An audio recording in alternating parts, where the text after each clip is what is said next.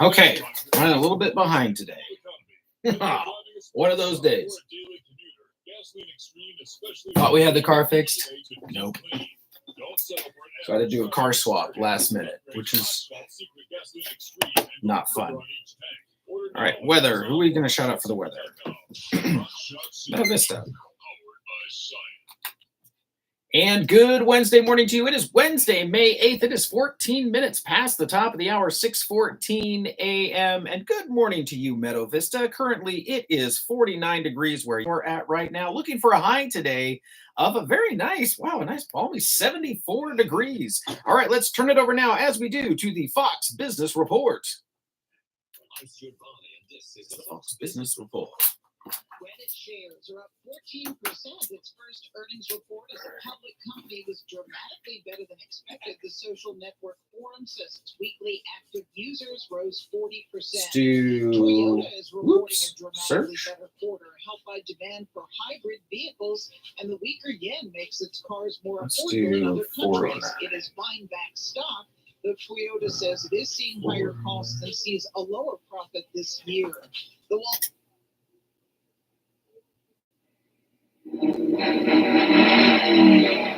She's real fine, my 409. She's real fine, my...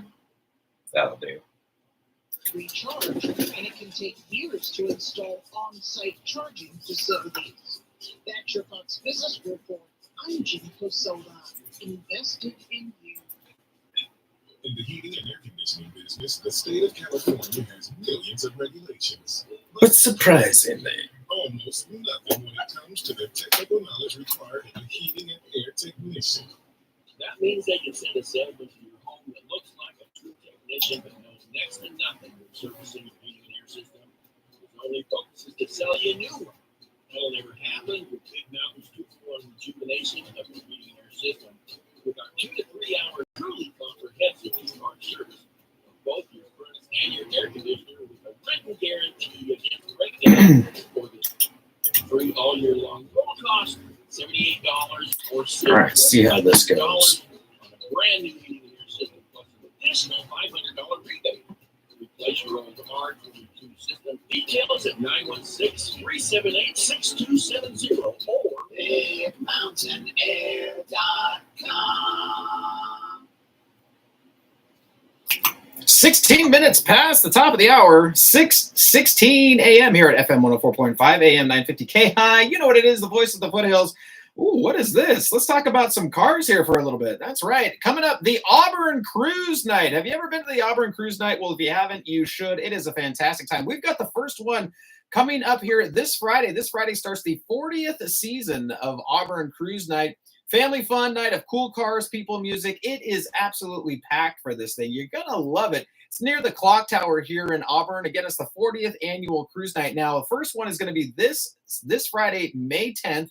Then we'll have one on June 14th, July 12th, August 9th, September 13th. I don't expect you to remember all of those dates. Just remember this Friday, May 10th, kicks off the 40th annual cruise night here in Auburn. You can find out more at auburncruisenight.org. That's Auburn Cruise, and night is spelled NITE.org. Auburn Cruise Night, NITE.org. Again, the 40th annual, it kicks off. It's going to be at the Auburn Clock Tower. That's at 905 Lincoln Way, just right on Lincoln. You're going to go all the way up there in Lincoln. There's going to be food. There's going to be music. There are going to be some super sweet, cool cars. And if you're there near the end when these guys fire these cars up again to take them away, that is worth the price of admission. There's no admission, by the way. You can just show up. But to be able to listen to those cars, it is absolutely fantastic. Cruise Night happening. First one is happening this Friday, May 10th, 5 to 9 p.m. Check it out. Back with more after this. 2023 for many people, and especially small businesses, it was a year to put in your rear view mirror. That was pretty good. It was a time to build relationships. And right now to say thank you. Oh, coconut cream pie. Could call us and talk to her about coconut cream pies. That's a good point. I don't know if she's going to be up this early. And that means saving you money by working with the But largest and best insurance companies in America. If you haven't maybe if she's half asleep talking about coconut cream pies, that would be pretty entertaining. Every day, businesses all over bonds, general liability. Okay, what's coming up next? Sports ball already? Woo. Give us just a few minutes and see the thousands you can save. Call Ding. 916-339-7070. Ba-da-ding, Take a ding, walk ding, back in ding. time. We actually answer every call live. That Good number morning, is by the way, out there. 916-339-7070. 18 minutes past the top of the hour, 6:18 a.m. Coming up in our next segment, sports ball. Yeah, we'll have all your updates, scores, all that good stuff. Also the weather. Back now to America's First News. See you back here at the bottom of the hour. First news continues. And police cleared a pro-Palestinian encampment at the University of Chicago. Okay, running a little behind this morning. Camp set up by students shortly before 5 a.m. It came hours after a large group of faculty members from the university defended the pro-Palestinian student encampment, saying it's been peaceful and non-disruptive. The same solidarity with the people. Need to text my wife here for a minute. Peaceful protesters who have camped here on the quad for the last 7 days. These are nonviolent protesters, and they are our students. We call on President Alivisatos to find an alternative to police violence and to continue negotiating.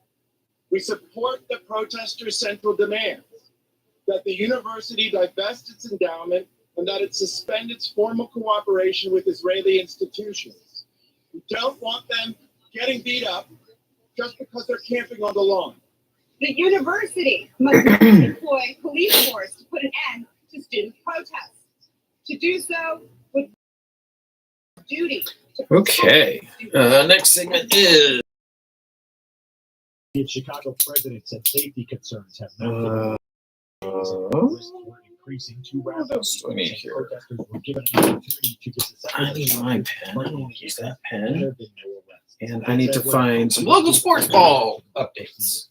President Joe Biden on Tuesday decried a ferocious surge in anti-Semitism on college campuses and around the globe in the months since Hamas attacked Israel and triggered a war in Gaza, using a ceremony to remember victims of the Holocaust to also denounce new waves of violence and hateful rhetoric towards Jews. This ancient hatred of Jews began with the Holocaust. It didn't end with the Holocaust either. This hatred continues to lie deep in the heart of too many people in the world. Now, here we are, not 75 years later, but just 7.5 months later. People are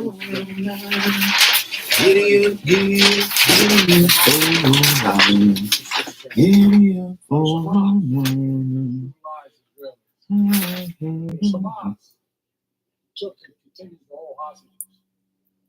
I have not forgotten, nor have you. When is this? This is May 4th and 5th? It's May 4th and As 5th. Jews around the world still cope with the atrocities of that day, this afternoon, you've seen a ferocious surge of anti-Semitism around the world. In America, 4th and 5th. protect. Church hosted by Benatti's Arts is at Bear River School this weekend, and participants from Protest peacefully. Butte, Placer, Sacramento, Solano counties will make their way to the foothills to I compete. understand. 7 dojos will represent more than 90 participants There's ranging no from that place here. on any campus in America. 6 German tickets cost them. Hate speech affects lives many times. They didn't put a date. To the Jewish community, I want you to know. Placer freshman Delora sophomore helped lead Capital Thunder to state Let me title. reassure you, as your president, you're not alone. Nick Roth and Christian Glover attended different high schools, but the longtime friends often get the same question. Play hockey? Security of Israel.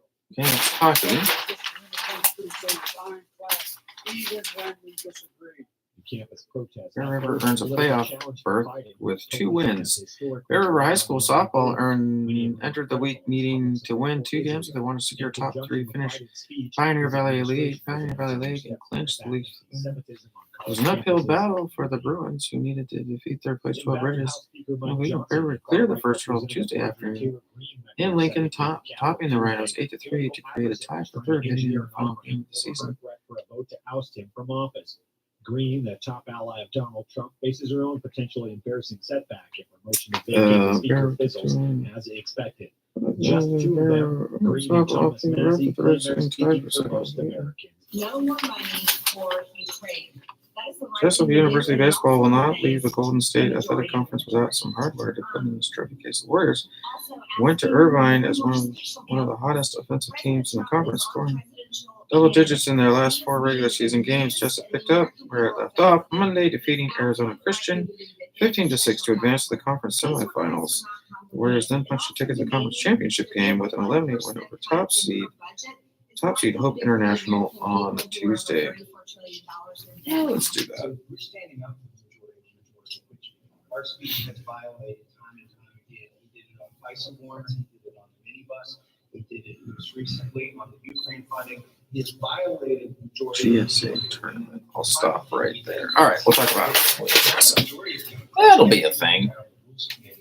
Let's talk about Jessup. Johnson downplayed the idea that there was any deal to be made. These are simply part of his open door policy as he intends to run for We got that. Let's make sure we got the news ready to go. The most important thing that we have to do right now is Placer County Deputy, nope, that was yesterday. CHP officer injured in Friday traffic collision in Auburn. So here's an interesting thing I learned. So I learned yesterday that my news segments have been going too long. It's longer than 2.5 minutes, which is the bed. Actually, the news bed is longer here. It's almost 3 minutes here. But if it's longer than 2.5 minutes, it throws off all of the other programming the rest of the day. I was like, oh. I just thought it just made up for whatever I did. I guess not. So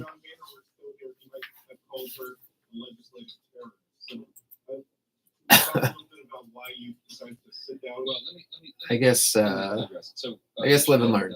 Still learning on the job. No matter how long you've been in a job, you're always learning new things, which is good, which is fine. All right. I gotta put producer Adam in here. Which one is it? Last 6 months, I reminded this of my conference of this just within the last Let's hour. do the first one. Everybody knows I have lengthy discussions, detailed discussions on a daily basis with members across the conference. There are 270. So what I do every day, Scott, is There we go. Is I hear suggestions and ideas and thoughts from members. Yeah, what's our next? From day one, everybody knows that. I spend 10 endless a.m. hours. spring home show. That's right. It's going to be that. About this. T-Bone Meat Shop 1 year anniversary. Just like I have every day for the last 6 months. Heard others, and I reminded the conference this morning. Everybody has the same. 27th annual. Oh yeah, let's do that. So I'd say Marjorie's ideas. Swing for a cause. Here's all the golf tournaments are coming out. The effort to oust Johnson has been panned by Trump, who gave his nod of support to the speaker, and it has failed to gain I traction can trail among trivia Republicans, night. leaving the extremist Green What? almost alone with just a few colleagues on her side. That's cool. Disney swung to a loss in its second quarter because of restructuring and impairment Oh, charges adjusted okay. by top expectations, and its streaming business turned a profit. Theme parks also continued to do well, and the company boosted its outlook for the year. It's giving mental Walt Disney health. said Tuesday it foresees its overall streaming business softening in the current quarter due to its platform in India, Disney Plus Hotstar. It expects its combined streaming businesses to be profitable. All right, what are we going to talk and be a about? meaningful future growth driver for the company with further improvements in profitability. Oh, Bayside Church has a ribbon And cut. Disney is Ribbon among cutting. the tail end of companies reporting their results for the first 3 months of the year. Most companies Swing forecast for a earnings, cause. they're not getting as big of a boost to their stock prices after Talk about that, I as guess. they usually do, according to FactSet. Not only that, companies that fall short of profit expectations have seen their stock prices sink by more than the following day than they have historically. That could suggest investors are listening to critics who've been calling the U.S. stock market broadly too expensive. Let's do that one. To run to records in this year. For stock prices That'll be the next further, one. either Okay. profitability Oh, will shoot. more I gotta get interest this. rates will These scores all lined up. At Unshot Secret, we share the science behind common diesel problems and their Holy solutions. cow. For example, Unshot Secret Today's just going to be a day where sticky friction undermines the performance of diesel engines. hopefully just not on the back foot all day. Verifies that Stiction Eliminator removes 2 times as much stiction As long than as you can any just alternative remember on it. a retail shelf. Stiction Eliminator is formulated to be left in the engine oil. It works as you try. What's that? Build Oh, it happened. yourself. All right. Just like O'Reilly's Auto Parts and online at hotshotsecret.com. Hotshot Secret. The A's got crushed. Time for another Otis Advisor.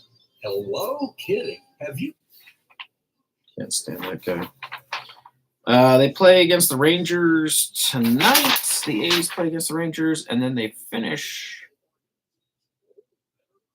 This is the last of that series. And then they have Thursday off, back again on Friday in Seattle.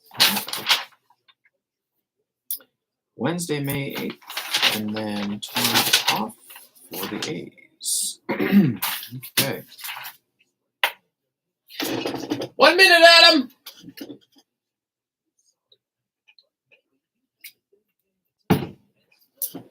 Love a little comment there. Woo.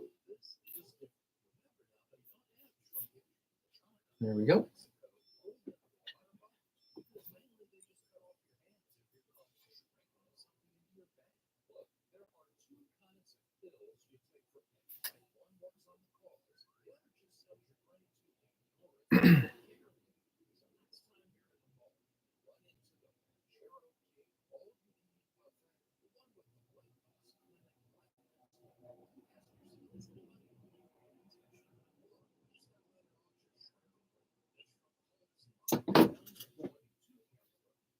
Caliber and 45 caliber. That one's cool.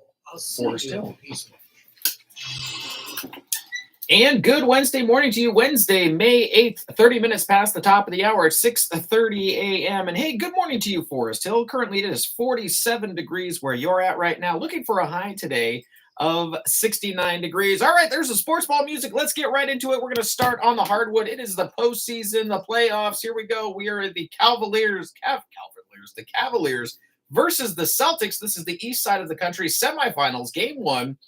Celtics win that one 120-95. Boston leads the series 1-0. Mavericks versus the Thunder. This is on the west side of the country. Semifinals, game one. Thunder won that one 117-95. Oklahoma City leads the series 1-0. Heading over to the MLB. Rangers versus the A's. If you heard it yesterday afternoon, the A's got stomped. Texas wins that one 15-8. The A's will wrap up that home series today. And the game time will be, again, we're going to have 11:55 radio start time, and game time will be at 12:37 p.m. this afternoon. So another afternoon game for the A's. A's versus the Rangers first pitch is starting at, again, 12:37 p.m. What a weird time to start.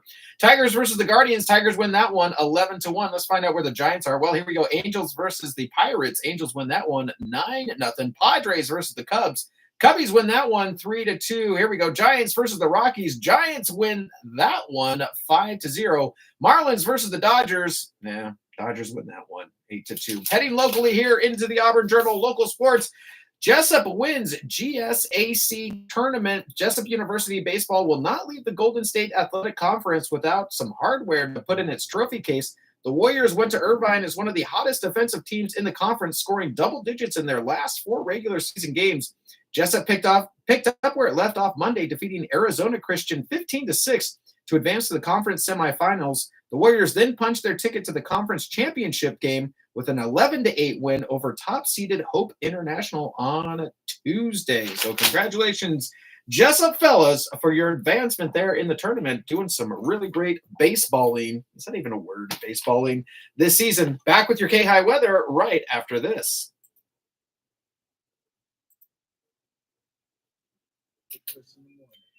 With Matt Ray, America's First News. Plus a healthy dose of Daily Dad Jokes.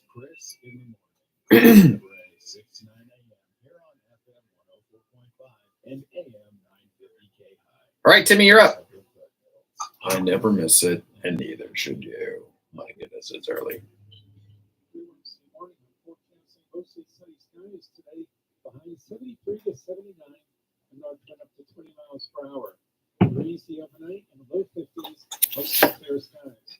Still dry, still sunny for Thursday and Friday. A little bit warmer, low 80s on Thursday, mid 80s on Friday, and it's mid 80s will stay around the weekend, so the sunshine.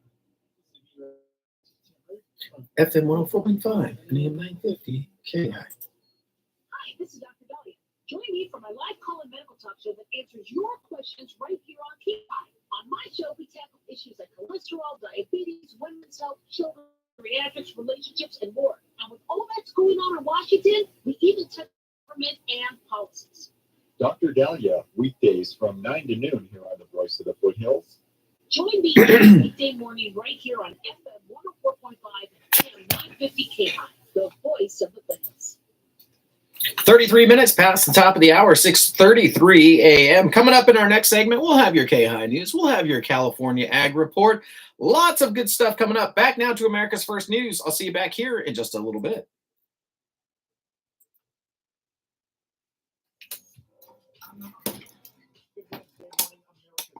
Okay. It's kind of weird now on a day when I don't have an interview lined up. That used to promoing people now. Tomorrow will be 3 headlines and a lie Thursday. That'll be fun. CHP officer injured in Friday traffic collision in Auburn. Let's go ahead and rehearse the news now. This is from the Auburn Journal. Traffic was delayed Friday morning following a traffic collision involving a CHP officer on State Route 49 near Shale Ridge Road in Auburn. According to CHP, a motorist was traveling southbound on Highway 49 and ran a red light heading to eastbound Shale Ridge Road. As a result, the motorist struck a CHP officer who was traveling northbound on his motorcycle. CHP confirmed the officer was ejected off his motorcycle and was transported to a hospital with 4 major injuries. Quote, "Our thoughts are with the officer and their family during this difficult time," unquote, CHP said Friday morning. Placer SPCA to build a new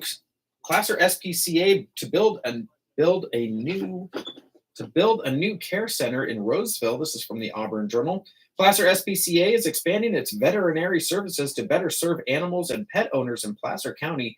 The organization has announced plans to construct an 8,800 square foot veterinary and foster care center adjacent to its current adoption and education center at 200 Tahoe Avenue in Roseville. The new center will eventually replace Placer SPCA's current veterinarian care space, which is inadequate for meeting the ever-increasing foster and medical care needs of homeless pets admitted to the shelter. The upgraded medical facility will enable Placer SPCA's veterinary staff to expand services such as spay, neuter, vaccinations, microchips, dental work, and heartworm and flea prevention for shelter and community pets. For more than 50 years, Placer SPCA has played a vital role in the community by reuniting lost pets with their owners, enabling struggling families and individuals to keep their pets when times are tough, and matching homeless pets with those searching for a companion. Placer SPCA is the largest and most comprehensive nonprofit animal welfare provider in Placer County, helping thousands of family and Whoa, I feel like I just read that.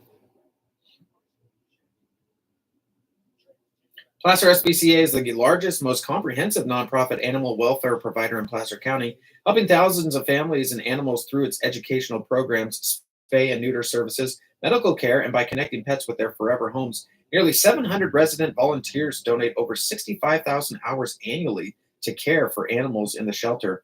Placer SPCA has initiated a campaign named "The Possibilities Are Endless" to gather funds for this new project. Chris Robles, president of the board, emphasized 100%, quote, 100% of our board and many supporters have already generously shown their backing for this initiative. We invite the community to join in celebrating and contributing towards this important endeavor, unquote. Placer SPCA board members, capital campaign cabinet members, and foundational supporters gathered April 16th for a site transformation celebration to mark the start of the initial site work.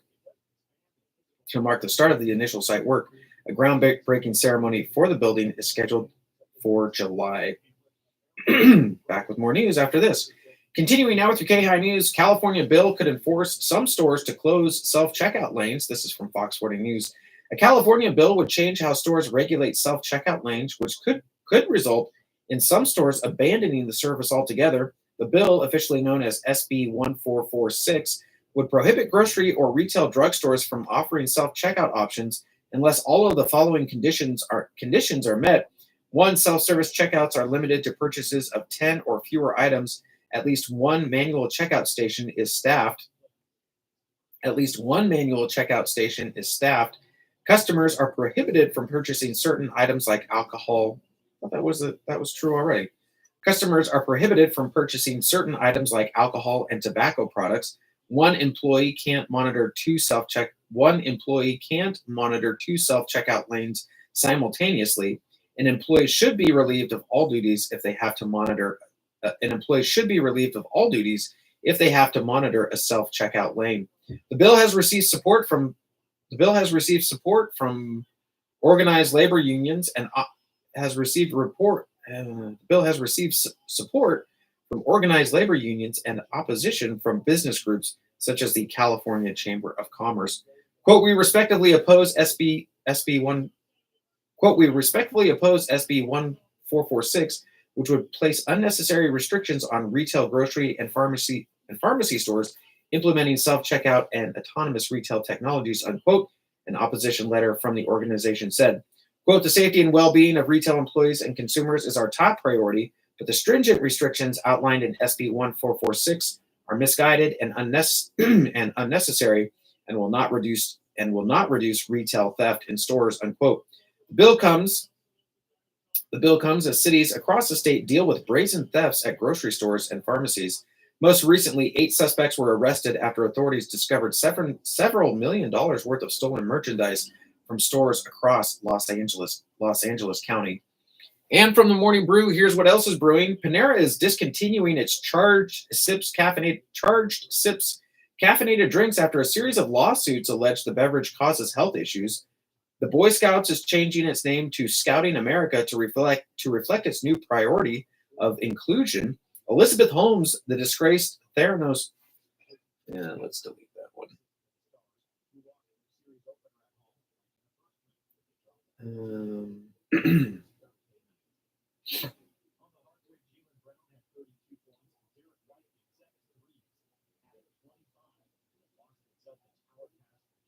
Israeli forces seized the Gaza side of the crucial Rafah border crossing, though U.S. officials said it was not the full-scale invasion many had feared.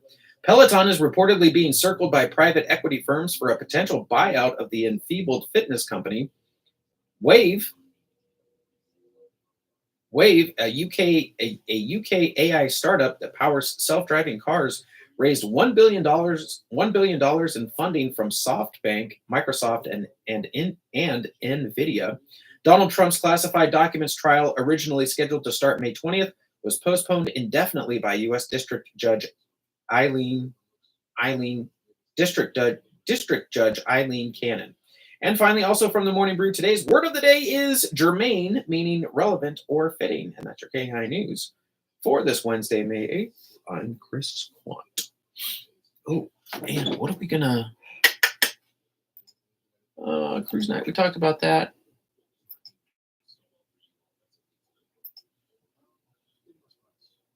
We'll talk about the golf tournament. Okay, and what song are we going to use for the golf tournament?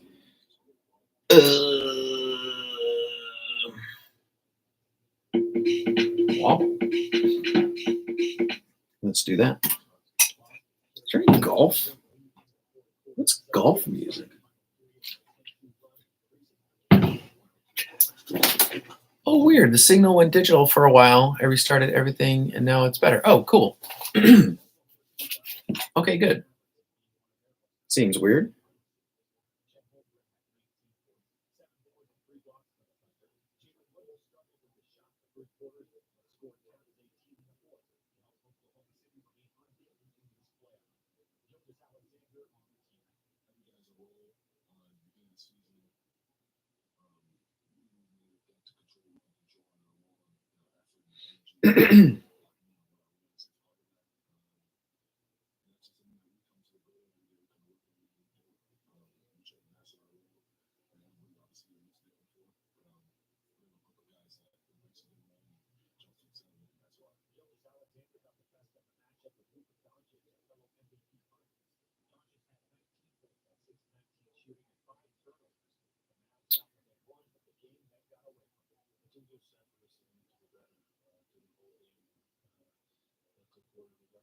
Okay.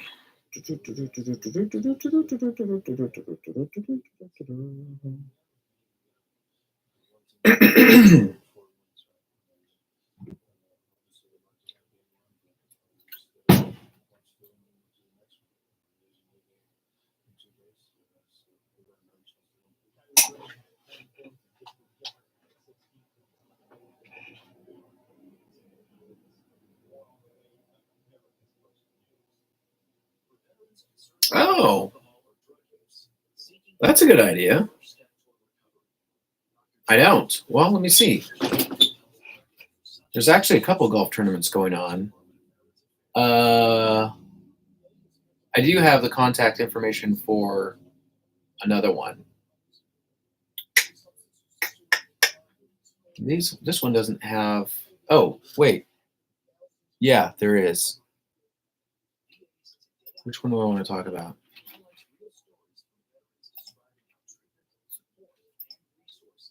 Getting mental health.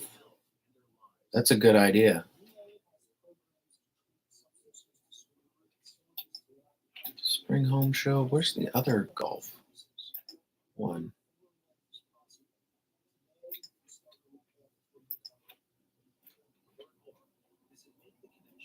Ow. Whoa.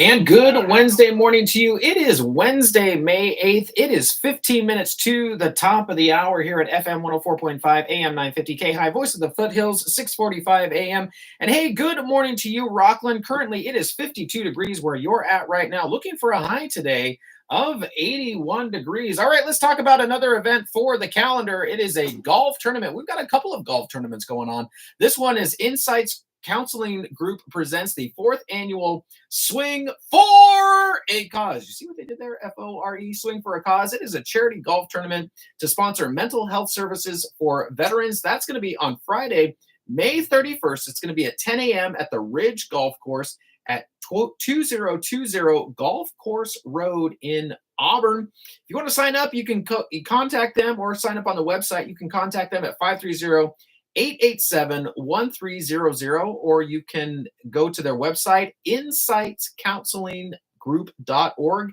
insightscounselinggroup.org. Again, it's Insights Counseling Group presenting the 4th annual Swing for a Cause, a charity golf tournament to sponsor mental health services for veterans. Again, that's going to be Friday, May 31st, 10 a.m. at the Ridge Golf Course here in Auburn. That's at 2020 Golf Course Road. You can call 530-887-1300 to sign up or find out more information at insightscounselinggroup.org. Again, Swing for a Cause, the 4th annual, coming up Friday, May 31st, the Ridge Golf Course, 10 a.m. Check out more at insightscounselinggroup.org. Back with your KAHI News right after this.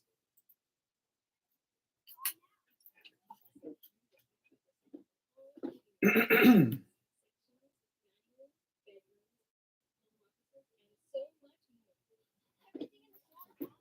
right.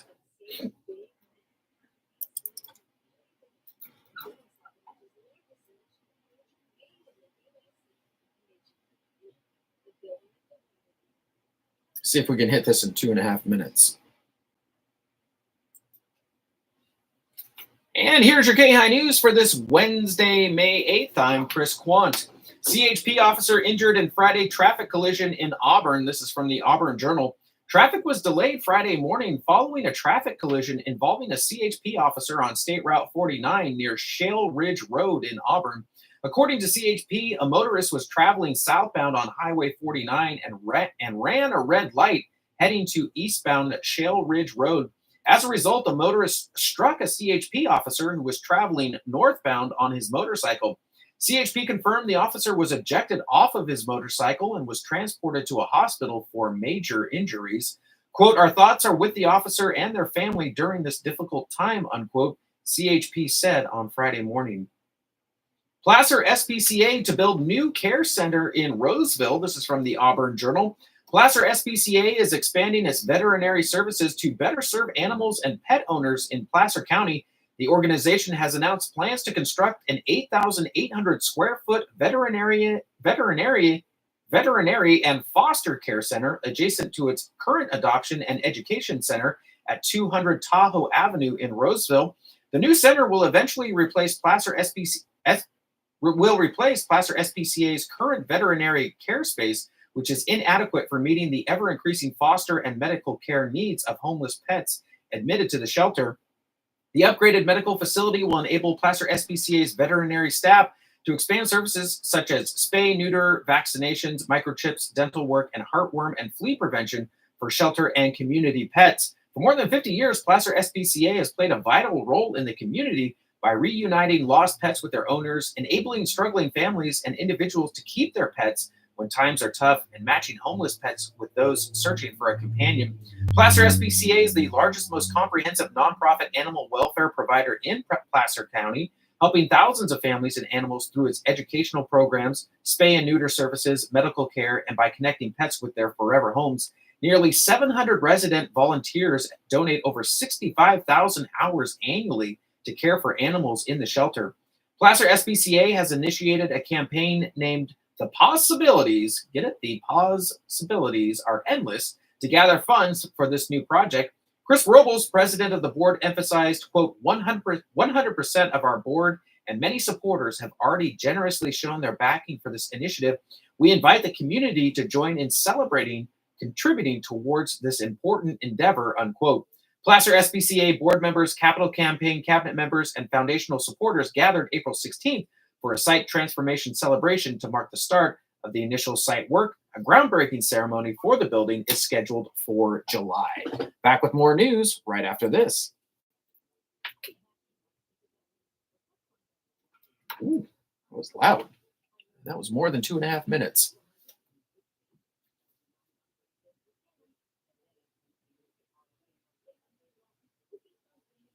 Oh, that's an old promo.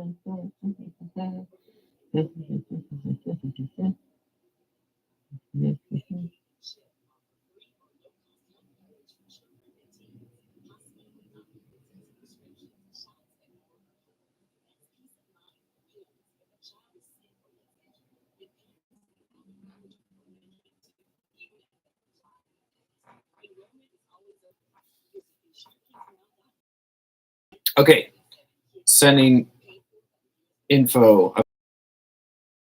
thing.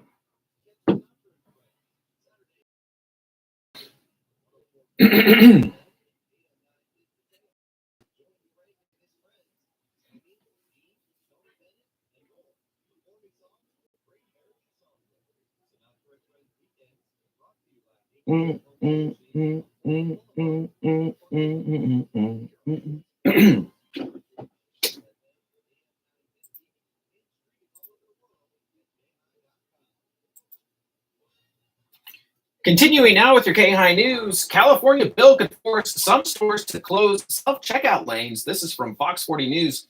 A California bill would change how stores regulate self-checkout lanes, which could result in some stores abandoning the service altogether. The bill, officially known as SB 1446, would prohibit grocery or retail drugstores from offering self-checkout options unless all the following conditions are met. First off, self-service checkouts are limited to purchases of 10 or fewer items. At least one manual checkout station is staffed.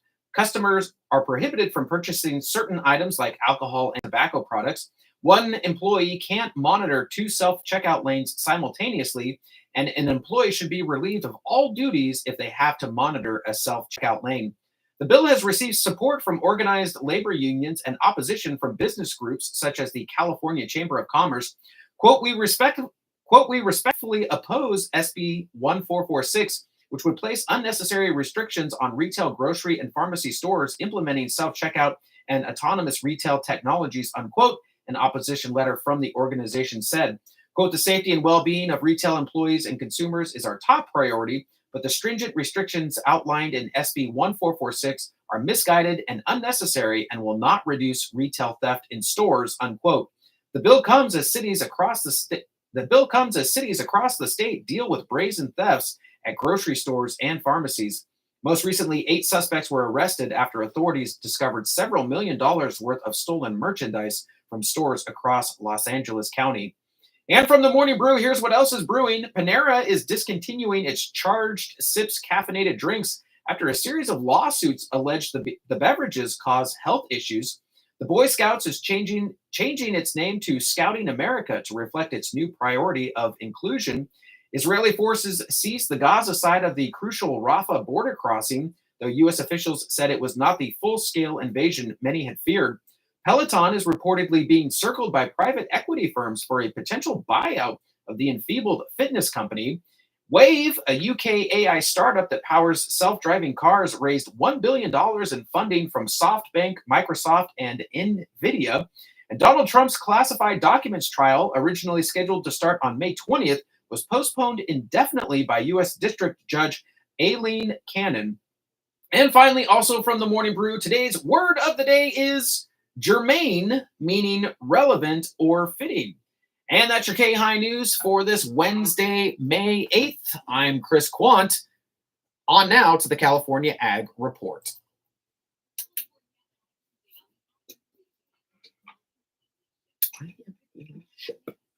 Every time.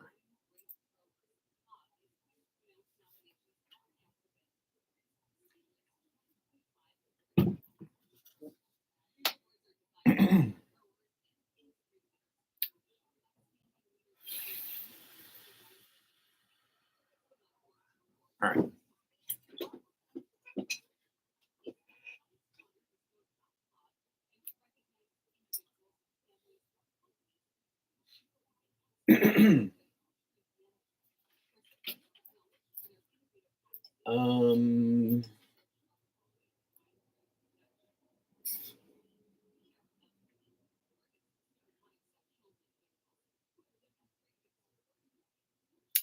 Today today is the fictional birthday of Katniss Everdeen.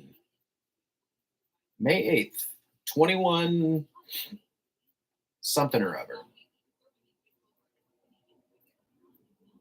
Pharmacist John Pemberton first sold his carbonated beverage named Coca-Cola as a patent medicine.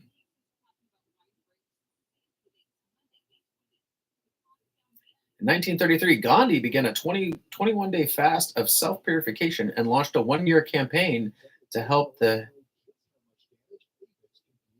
Hajarian Harijan movement.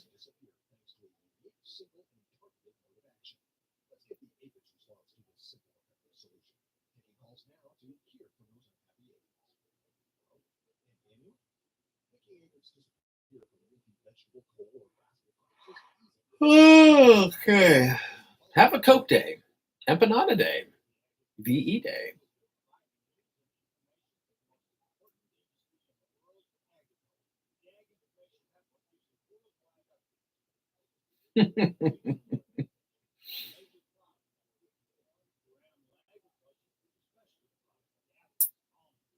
Well, I wonder if it's still going out there.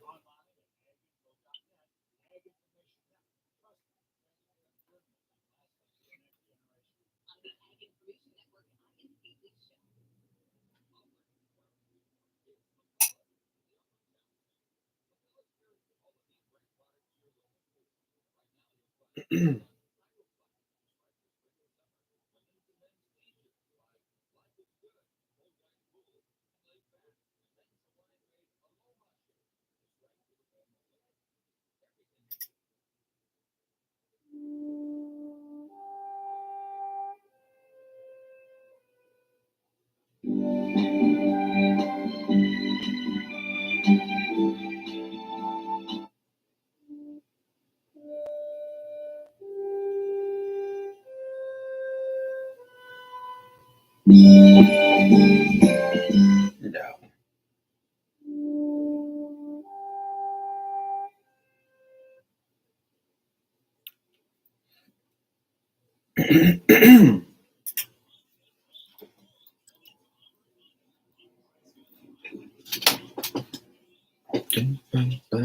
Oh,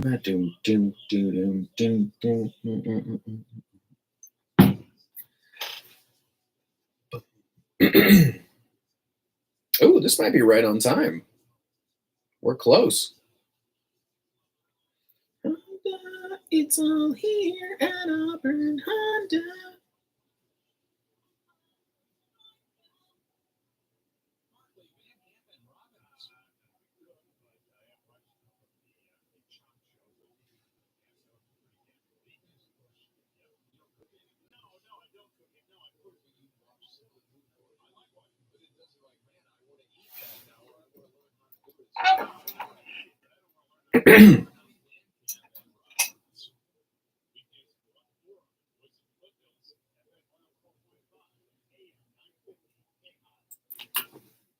20 seconds to the top of the hour, 1 hour down, 2 more to go. Lots of good stuff coming up. We're going to pause now for station identification. Back right after this.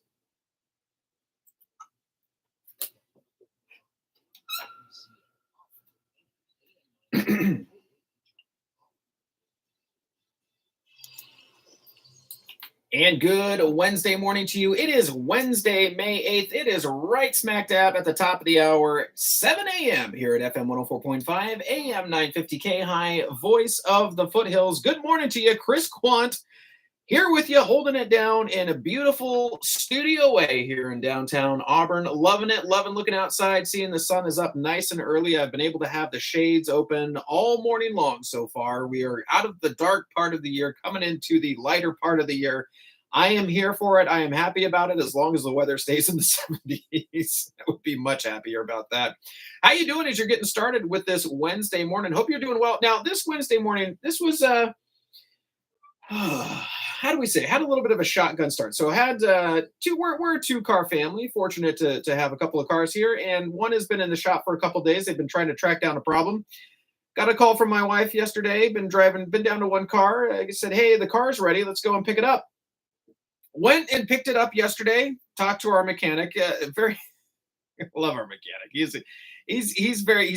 has a lot of opinions. And you ask him, hey, is this a good car? No, terrible car. We're the worst ever. What about this car? Yeah, that's a pretty good car. That's a pretty good truck. So really good for advice. Our oldest wants to get an older. He just really likes older cars. He just likes how they look. And so we were talking to our mechanic Todd about it yesterday. And he's like, oh, bring him over. I'll talk him out of that right now. He's like, what do you want to do? Do you want to get there or do you want to work on getting there? Because if you have an old car, you're just going to work on getting there. So he's like, no. You should have started doing this when you were way younger, like 6 years old. Otherwise, don't think about that as a profession. So he's definitely, he's super fun to talk to because he's definitely got some strong opinions. And we're talking about, okay, well, what do you think about this car? He's like, that's terrible. What do you think about that car? Oh, no, that's pretty good. That's actually all right. And this is what I drive. So, all right, that's very cool. I would take advice from you. So he said, hey, we're trying to track down the problem. Think we found it. We did this, that, and the other thing to it. But if it acts up again, tell us, and we'll come in and we'll take care of it. So, I don't think we found it because I went to leave the house this morning and got as far as about the stop sign down the street and I had to turn around and come back home. We'll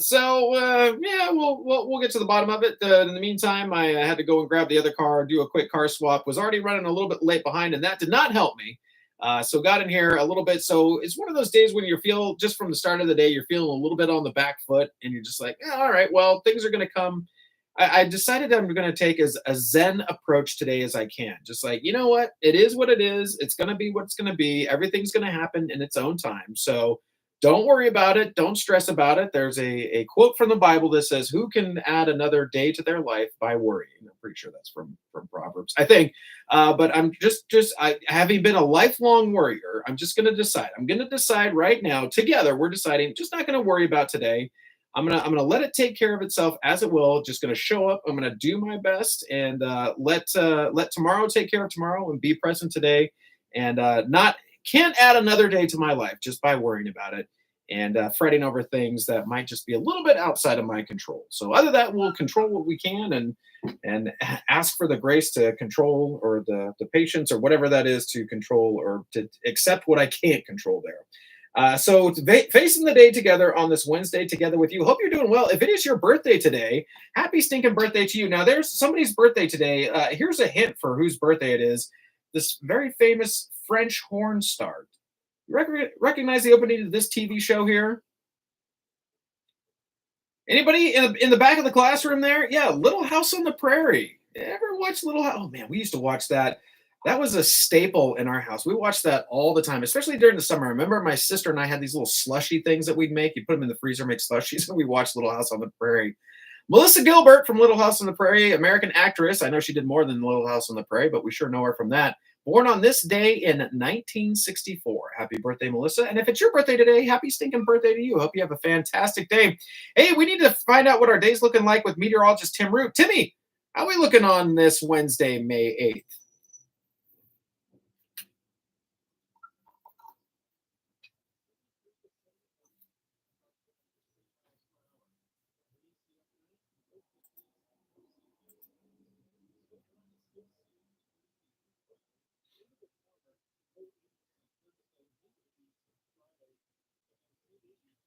I just might make this minute commercials.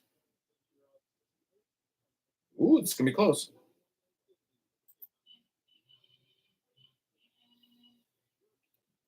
Shocking.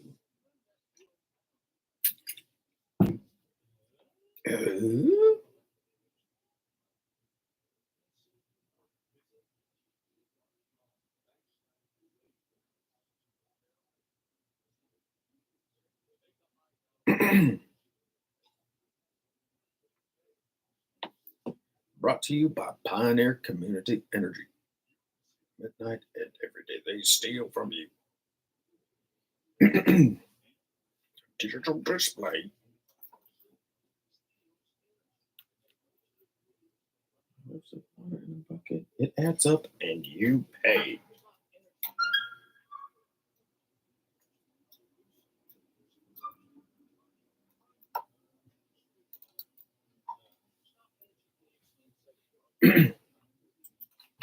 Five minutes past the top of the hour, 7:05 a.m. Coming up in our next segment, we'll have your Fox Business Report. Also, more events for the calendar. Off now to America's First News. I'll see you back here in just a little bit.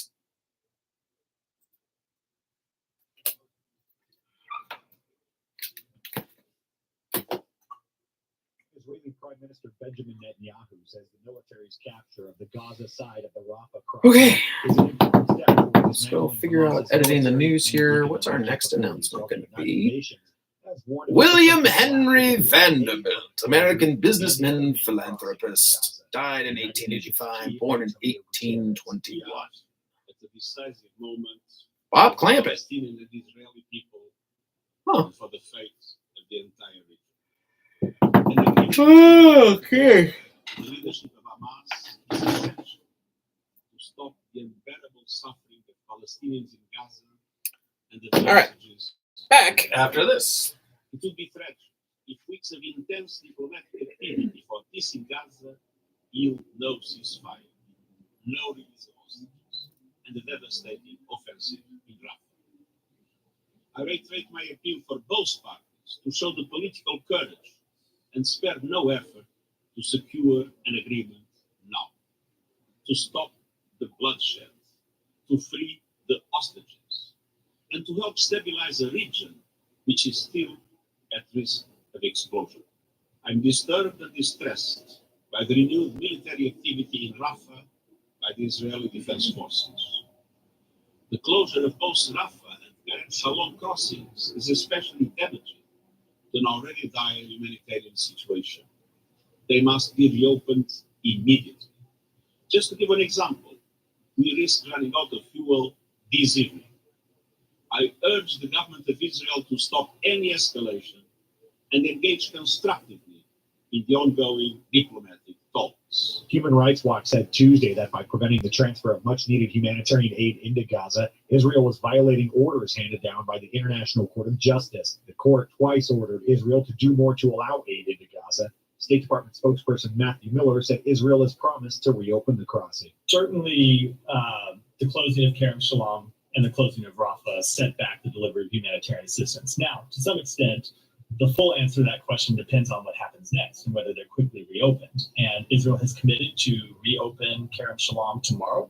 We're working to make sure that that actually happens, so humanitarian assistance can continue to come through. And I should add that Kerem Shalom didn't close just because of an action by Israel. It closed because it was bombed by Hamas. So we want to see it reopen as soon as possible. They said they'll do it tomorrow. Same thing with Rafah. They said that Rafah will reopen for the delivery of fuel, which is incredibly important to desalination of water. It's incredibly important to fueling the trucks that deliver humanitarian assistance once it's inside Gaza. UN Secretary General Mr. Antonio Guterres said that the closing of Rafah crossing is adversely going to affect the humanitarian aid that's getting into Gaza, the situation that's already catastrophic. Do you believe that's a violation of international law? So, to answer that question, you have to look at all the other deliveries of humanitarian assistance. I can't offer you a legal definition from here because you have to weigh it against other factors, including whether sufficient humanitarian assistance is coming in through other crossings. But you could theoretically come up with a situation where all the aid that's going in through one crossing diverts to another. That said, that's not a situation that we want to see. The Israeli military said Wednesday it reopened the Kerem Shalom crossing into Gaza. The operation to capture the Rafah crossing appears to have been a limited incursion and not the start of the massive invasion of Rafah that Israel has promised. Donald Trump squirmed and scowled, shook his head, and muttered as Stormy Daniels described the unexpected sex she said they had nearly 2 decades ago, saying she remembered trying to think of anything other than what was happening. It was a story Daniels had told multiple times before. This time, Trump had no choice but to sit and listen to it. Years in the making, the in-person showdown between the former president and the porn actor who has become one of his nemesis happened Tuesday in a New York courtroom. That's become the plain-spoken stage for the historic spectacle of Trump's hush money trial, the first ever criminal trial of a former U.S. president. It centers on a $130,000 payment to Daniels from Trump's then lawyer, Michael Cohen, in the final weeks of Trump's 2016 campaign. Prosecutors say it was part of a scheme to illegally influence the election by burying negative stories about Trump. While Trump was in court, President Joe Biden hosted a Cinco de Mayo party in the Rose Garden Monday, touting his administration's record on Latino issues and blasting the former president as he renewed his demand that Congress act to give dreamers permanent status. We're a nation of dreamers. And Cinco de Mayo represents we're a nation of freedom. That's America, the America we share, the America we're fighting for together. My first day in office, I said I sent a comprehensive immigration reform bill to Congress. It expands legal pathways for entries for family and employers. It includes pathways to citizenship for dreamers in the only country that they ever called home. I love it when people say, why dreamers? Can you imagine a kid 2 years old saying, Mom, don't take me across Rio Grande, it's against the law. Give me a break. These have been model citizens. Congress has to act. And the right thing to do is to keep pushing forward until we get it done. My predecessor vowed to use the U.S. military to deport 11 million people here in America. He says shouldn't be here. Going to use the military to deport 11 million people in America. He calls immigrants rapists and murderers. He said they're not people. He said immigrants are poisoning the blood of our country. He wants to bring back cruel and inhumane family separation policies that rip children from their parents at the border. Folks, that's not who we are. Trump, in response to a question about using the military, said he would use the National Guard, saying, quote, these aren't civilians. They are people that aren't legally in our country. He called it an invasion. A bill to ban the sale and transfer of semi-automatic firearms was nixed in Colorado's Democratic-controlled legislature Tuesday as lawmakers moved forward with a slew of other gun control bills on the 25th anniversary year of the Columbine High School massacre. The western state has a deep history with firearms that is pockmarked by some of the most high-profile mass shootings nationwide. Both factors loom large over gun control debates in the legislature, complicating attempts at such bans that 9 other Democratic-controlled states have in place, including California and New York. Reach out to me anytime across the board on social media at Matt Ray Talk. More on the way. You're listening to America's First News. In today's troubled world, our USA Armed Forces stand ready to protect you, your family, and our American way of life. When veterans return to civilian life, they deserve your recognition and support. You can help put vets to work by donating your car, truck, or van to Patriotic Hearts. Your donation will directly support programs to help vets find jobs or even start their own business. Donate today for fast, free pickup of your vehicle, running or not. Operators are standing by to answer questions about making a tax-deductible vehicle donation. Find out how you can make a difference in the life of a United States veteran. Call 800-209-4580 for 24-hour response. Shingle Springs. Call 800-209-4580. 800-209-4580. That's 800-209-4580. And good Wednesday morning to you. It is Wednesday, May 8th, and it is 14 minutes past the top of the hour, 7:14 a.m. And hey, good morning to you, Shingle Springs. Currently 51 degrees where you're at right now. Looking for a high today. Very nice, 76 degrees out there. All right, let's turn it over now to the Fox Business Report. I'm Susan Lee, and this is the Fox Business Report. Shares of social media platform Reddit are sharply higher, up 11% after its upbeat quarter. It added users and its ad business improved. Though there's a sign high prices are cutting into budgets for restaurants. William Henry IHOP Dine Brands Global says its first quarter earnings and sales saw a larger than expected slump. The Dine Brand says it has survived many economic cycles and stands by its forecast for the year. Shares are down 4%. Shopify, the company that provides software and other services to retailers, says it expects sales growth. Uber shares are lower. It lost money. We'll talk about the home show next. Down by the settlement of a lawsuit with taxi drivers in Australia and other expenses. That's your Fox Business Report. I'm Jimiko Seldon. Invested in you. All right, I got a message for you. Radio is the way to go if you want to advertise. Targeting your customers, any shape or size. Radio is a perfect way to tell them who and where you are. They listen at work, they listen at home, and you got them in that car. You got to go with radio when you want to advertise. Here we go, watch me now. Hard rock and soft rock and easy listening too. Up and down the dialer format just for you. Country, classic, talk, and gospel stations. Every market across the land has got a station for your situation. The cost is low, and radio is theater of the mind. You can present your information with imagination. If you want to get your message across, the airways with radio. Call them, they will come right. Remember, you got to go with radio when you want to advertise. There are lots of stations just your size. 16 minutes past the top of the hour, 7:16 a.m. Hey, good morning to you on this Wednesday morning. Let's talk about another event for the calendar. It's the Auburn Home Shows coming up May 17th, 18th, and 19th. That's going to be a Friday, Saturday, and a Sunday. Friday from 11 to 5 p.m., Saturday from 10 a.m. to 5 p.m., and Sunday from 10 a.m. to 4 p.m. Now, there's going to be, what's there going to be there? I'll tell you what's going to be there. And where is it? Well, it's at the Gold Country Fairgrounds, and beautiful landscaping is going to be there. There's going to be a beer and wine garden, gardening tips, live demos. The tiny house display is 100, by the way. It is so cool. You should go up and check out those tiny houses.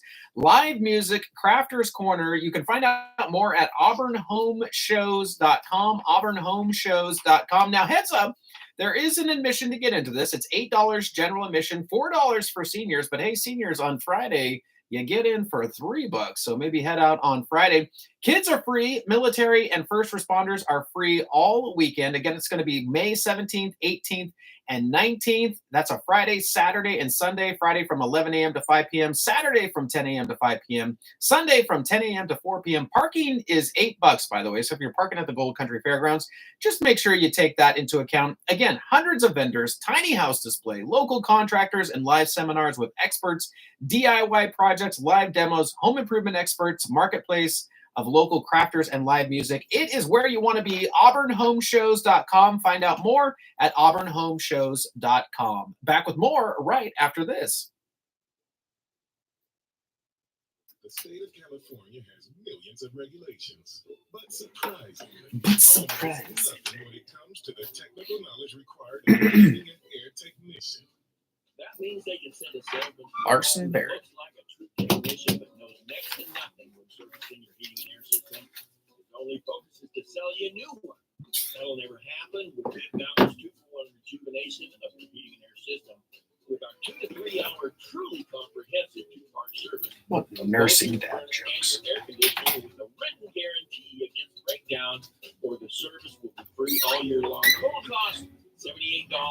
or save $2,500 on a brand new heating and air system plus an additional $500 rebate.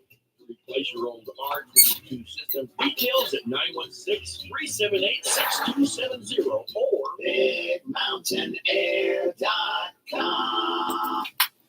18 minutes past the top of the hour, 7:18 a.m. Coming up in our next segment, one of my favorite of the day, gang. It is your daily dad jokes. That's right. Make you laugh, sigh, probably roll your eyes.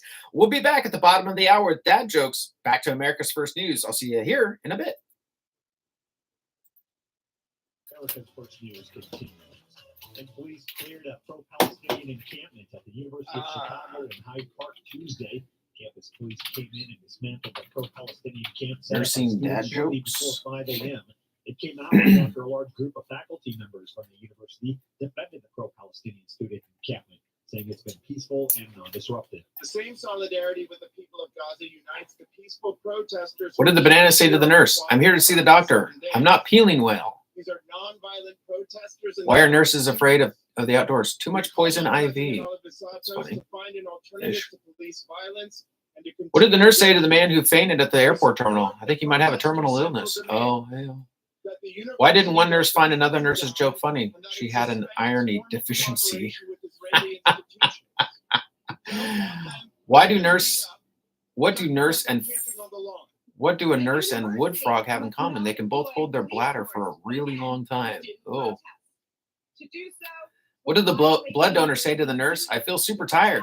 It's such a draining process. Ew. All right, and let's do some Mother's Day jokes. Where's the Mother's Day joke? Too rapidly, saying protesters were given an opportunity to disassemble their structures Auburn in the General encampment, and there have been no arrests. It said where appropriate, disciplinary action will proceed. Oh, Mother's Day jokes. There we go. Tuesday decried a ferocious urge in anti-Semitism on college campuses and around the globe in the months since Hamas attacked Israel and triggered a war. So Mother's Day's jokes. Let's go to our Dad Jokes channel here. New waves of violence and hateful rhetoric toward Jews. This ancient hatred of Jews didn't begin with the Holocaust. It didn't end with the Holocaust either. This hatred continues to lie deep in the hearts of too many people in the world. Now, here we are, not 75 years later, but just 7.5 months later. And people are already forgetting. Already forgetting that Hamas used to kill. That Hamas, the two lives of Israel. Hamas took and continued to hold hostages. I have not forgotten, nor have you. You will not forget.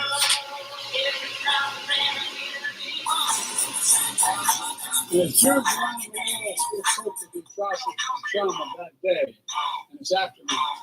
We've seen a ferocious surge of anti-Semitism in America and around the world.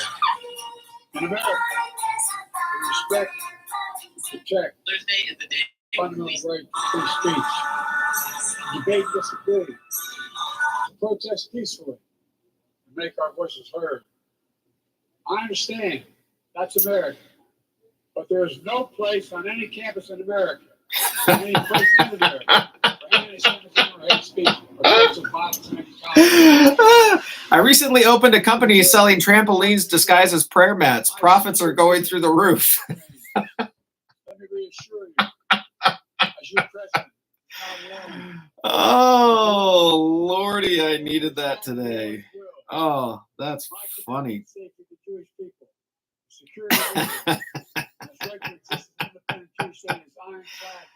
Oh, that's a good one. That's going to get the round of applause. Historically relied on younger voters. Many of them are critical of public support for Israel. In conjunction with Biden's speech, his administration. Oh my goodness gracious! That just tickled my funny bone. Embattled House Speaker Mike Johnson and far-right Representative Marjorie Taylor Greene met for a second day at the Capitol Tuesday. Political adversaries trying to engineer an off-ramp for a vote to oust him from office. Greene, oh my gosh, faces her own potentially embarrassing setback if a motion to vacate the speaker fizzles as expected.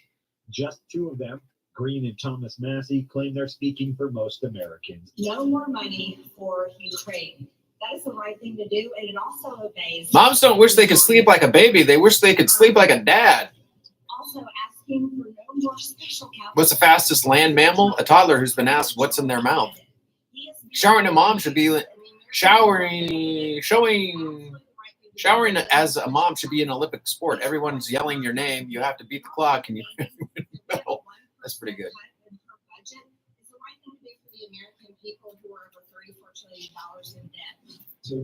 All right, so we got some Mother's Day ones. We got a couple of nursing ones.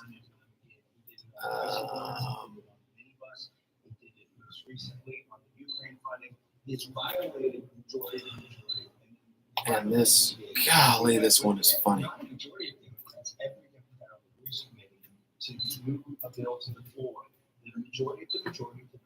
Jeez, can we not get that camera clicking all the time?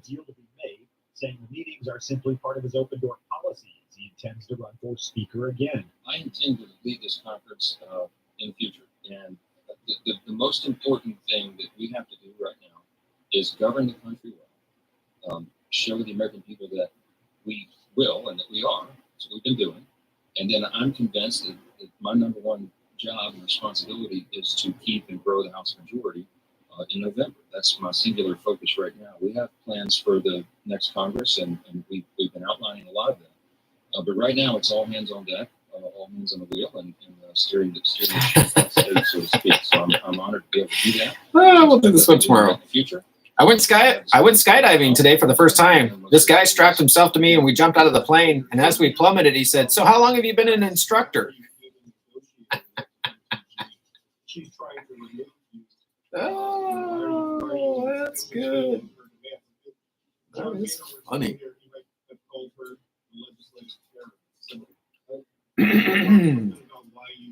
We're going to do Lake of the Pines. Let me address it. So yesterday, I met That's going to be 4 minutes for our next segment. Okay, no new comments there. Cool. We'll visit again today. It's not a negotiation. Okay? This is how I've operated as speaker. I committed to do it before I became speaker, and we've been doing this for the last. I was reminded this at my conference of this just within the last hour. Everybody knows I have lengthy discussions, detailed discussions on a daily basis with members across the conference. There are 217 of us. So what I do every day, Scott, is almost on an hourly basis, is I hear suggestions and ideas and thoughts from members. My door has been open from day one. Everybody knows that. I spend endless hours at this. There's nothing unusual about this. I've heard Marjorie and Thomas's ideas, just like I have every day for the last 6 months. Heard others. And I reminded the conference this morning, everybody has the same opportunity to do that. It's not a negotiation at all. So I take Marjorie's ideas and Thomas's and everybody else's equally, and we assess them on their own value. The effort to oust Johnson has been panned by Trump, who gave his nod of support to the speaker, and it has failed to gain traction among Republicans, leaving the extremist Green almost alone with just a few colleagues on her side. Disney swung to a loss in its second quarter because of restructuring and impairment charges, but its adjusted profit topped expectations, and its streaming business turned a profit. Theme parks also continued to do well, and the company boosted its outlook for the year. Walt Disney said Tuesday it foresees its overall streaming business softening in the current quarter due to its platform in India, Disney Plus Hotstar. It expects its combined streaming businesses to be profitable in the fourth quarter and to be a meaningful future growth driver for the company, with further improvements in profitability in 2025. And Disney's among the tail end of companies reporting their results for the first 3 months of the year. Most companies beat forecasts for earnings, but they're not getting as big of a boost to their stock prices afterward as they usually do, according to FactSet. Not only that, companies that fall short of profit expectations have seen their stock prices sink by more than the following day than they have historically. That could suggest investors are listening to critics who've been calling the U.S. stock market broadly too expensive following its run to records of this year. For stock prices decline further, either profits will need to grow more or interest rates will need to fall. Hey everyone, Joanne Butler here with Spring Must-Haves you have to know about. Let's start with Starbucks. Well, they're making it even better right now for Spring, celebrating big time with 2 new lavender flavored drinks. They're just so good. A lavender cream matcha and a lavender latte. They're both made with whole milk. Super delicious, creamy. Every sip just gets me sweet mind. Plus, I have all this cool spring merch, cups, tumbler. All of this stuff is limited time and while it lasts. You know, it's true. Difficult times have a way of focusing us. We have to think about what matters most when it comes to our spending, our healthcare. This is why so many people are joining MediShare right now. MediShare is a trusted way to save up to 50% on your monthly healthcare costs. More than 400,000 people have already made the switch. It's pretty obvious why, too, especially now during this challenging season with healthcare costs and out-of-pocket expenses going up. MediShare can save you a lot of money. The typical family saves $500 a month. MediShare works, too. It's been around for 30 years. Members have shared more than $5 billion of each other's bills. There are different options to choose from to fit your budget. I'll give you the number here in a second. And if you call, you can get a price within 2 minutes. Now, the perfect time to make the switch and start saving. Here you go. Call 855-SHARE-40. That's 855-SHARE 40. 855-SHARE-40. If Americans want to remain a free and sovereign nation, more people need to understand the principles and values that built America. At the John Birch Society, we have the organization, the plan, and the resources to do just that. Our founder, Robert Welch, said, "Education is our total strategy and truth our only weapon." Go to jbs.org to learn more, including how you can get involved to work locally and impact nationally. Join us at jbs.org.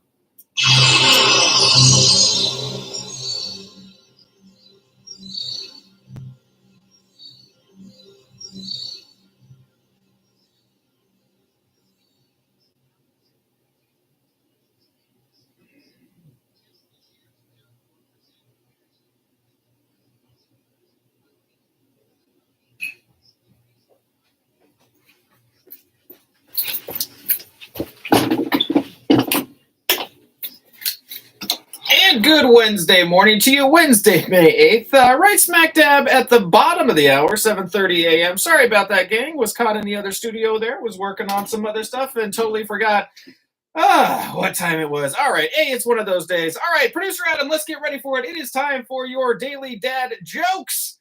That's right. Make you laugh, sigh, probably roll your eyes as we're getting started here. Well, that's embarrassing. My goodness gracious. The computer locked up. It's one of those days. I'm just having one of those days.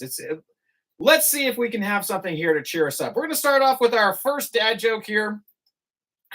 Here we go. I recently opened a company selling trampolines disguised as prayer mats. Profits are going through the roof.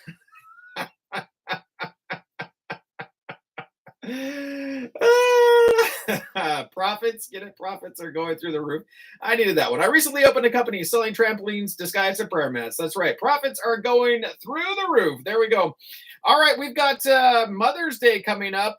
Here's some Mother's Day mom jokes for you. Dad jokes? That seems ironic. Anyway, moms don't wish they could sleep like a baby. They wish they could sleep like a dad. Ew. And showering as a mom should be an Olympic sport. Everyone's yelling your name. You have to beat the clock, and you rarely win a medal. Hey-o. And on this National Nurses Day, or I think it might be Student Nursing Day, let's find some nursing jokes here. Why didn't one nurse find the other nurse's joke funny? She had an irony deficiency. Hey, oh boy, that is a dad joke and a half right there. What did the blood donor say to the nurse? I feel super tired. This is such a draining process. All right, there we go. And those have been your daily dad jokes for this Wednesday, May 8th. You can send me yours live at KAHI.com or call me 530-885-3565. Let's go now to meteorologist Tim Root for our KAHI weather. Timmy, how's it looking out there today? Jeez, I missed like 30 seconds. Holy cow.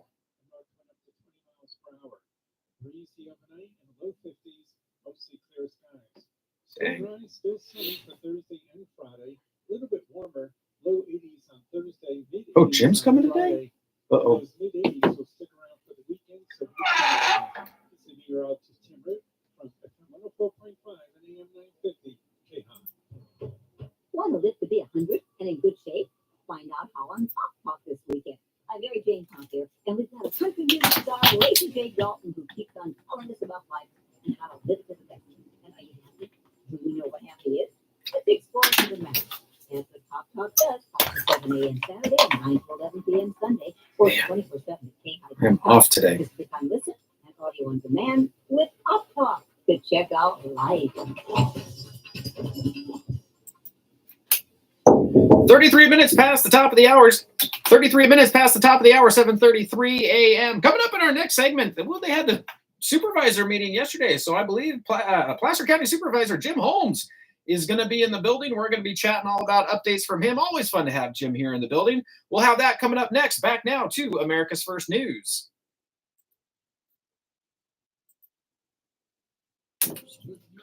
Oh, my gosh.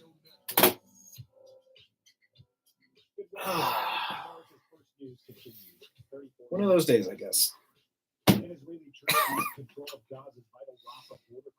Just can't win for losing. All right. We'll have Jim in next. I hope he's coming. I think he's coming. My calendar says he's coming, although I completely forgot about it. I guess that's why we put things on the calendar, so we don't forget about them. Today the 8th. Okay, I guess it's Jim Holmes, yeah. You know, I got to deal with this crappy computer over here. The militant group saying Monday it accepted a ceasefire proposal that Israel insisted on its own core demands. Israel, meanwhile, says it's reopened the Kerem Shalom crossing. Meanwhile, the U.S. paused a shipment of bombs to Israel last week over concerns that Israel was approaching the decision on launching the full-scale assault on the southern Gaza city of Rafah against the wishes of the U.S. The shipment was supposed to consist of 1,800 2,000-pound bombs and 1,700 500-pound bombs, according to multiple reports. White House Press Secretary Karine Jean-Pierre declined to square the arms holdup with President Joe Biden's rhetoric in support of Israel. Two things could be true in the sense of having those conversations, tough, direct conversations with our counterparts in Israel, the president having his conversation with his counterpart, obviously the prime minister, and making sure that citizens' lives are protected, and getting that commitment. So two of those things could be true. I'm not going to speak to your question about arms sales. I'm not going to speak to that. I'm not going to speak to cases, but I will continue to commit, and the president's continue to commit, as you heard from him today in his speech, that his commitment to Israel's security is ironclad. More than 1 million civilians are sheltering in Rafah after evacuating other parts of Gaza amid Israel's war on Hamas, which came after the militant group's deadly attack on Israel October 7th.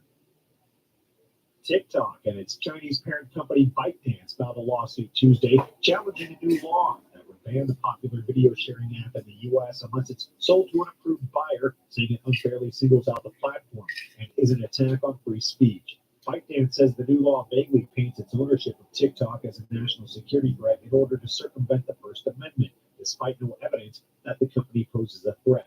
It also says the law is so obviously unconstitutional that its sponsors are instead portraying it as a way to regulate TikTok's ownership.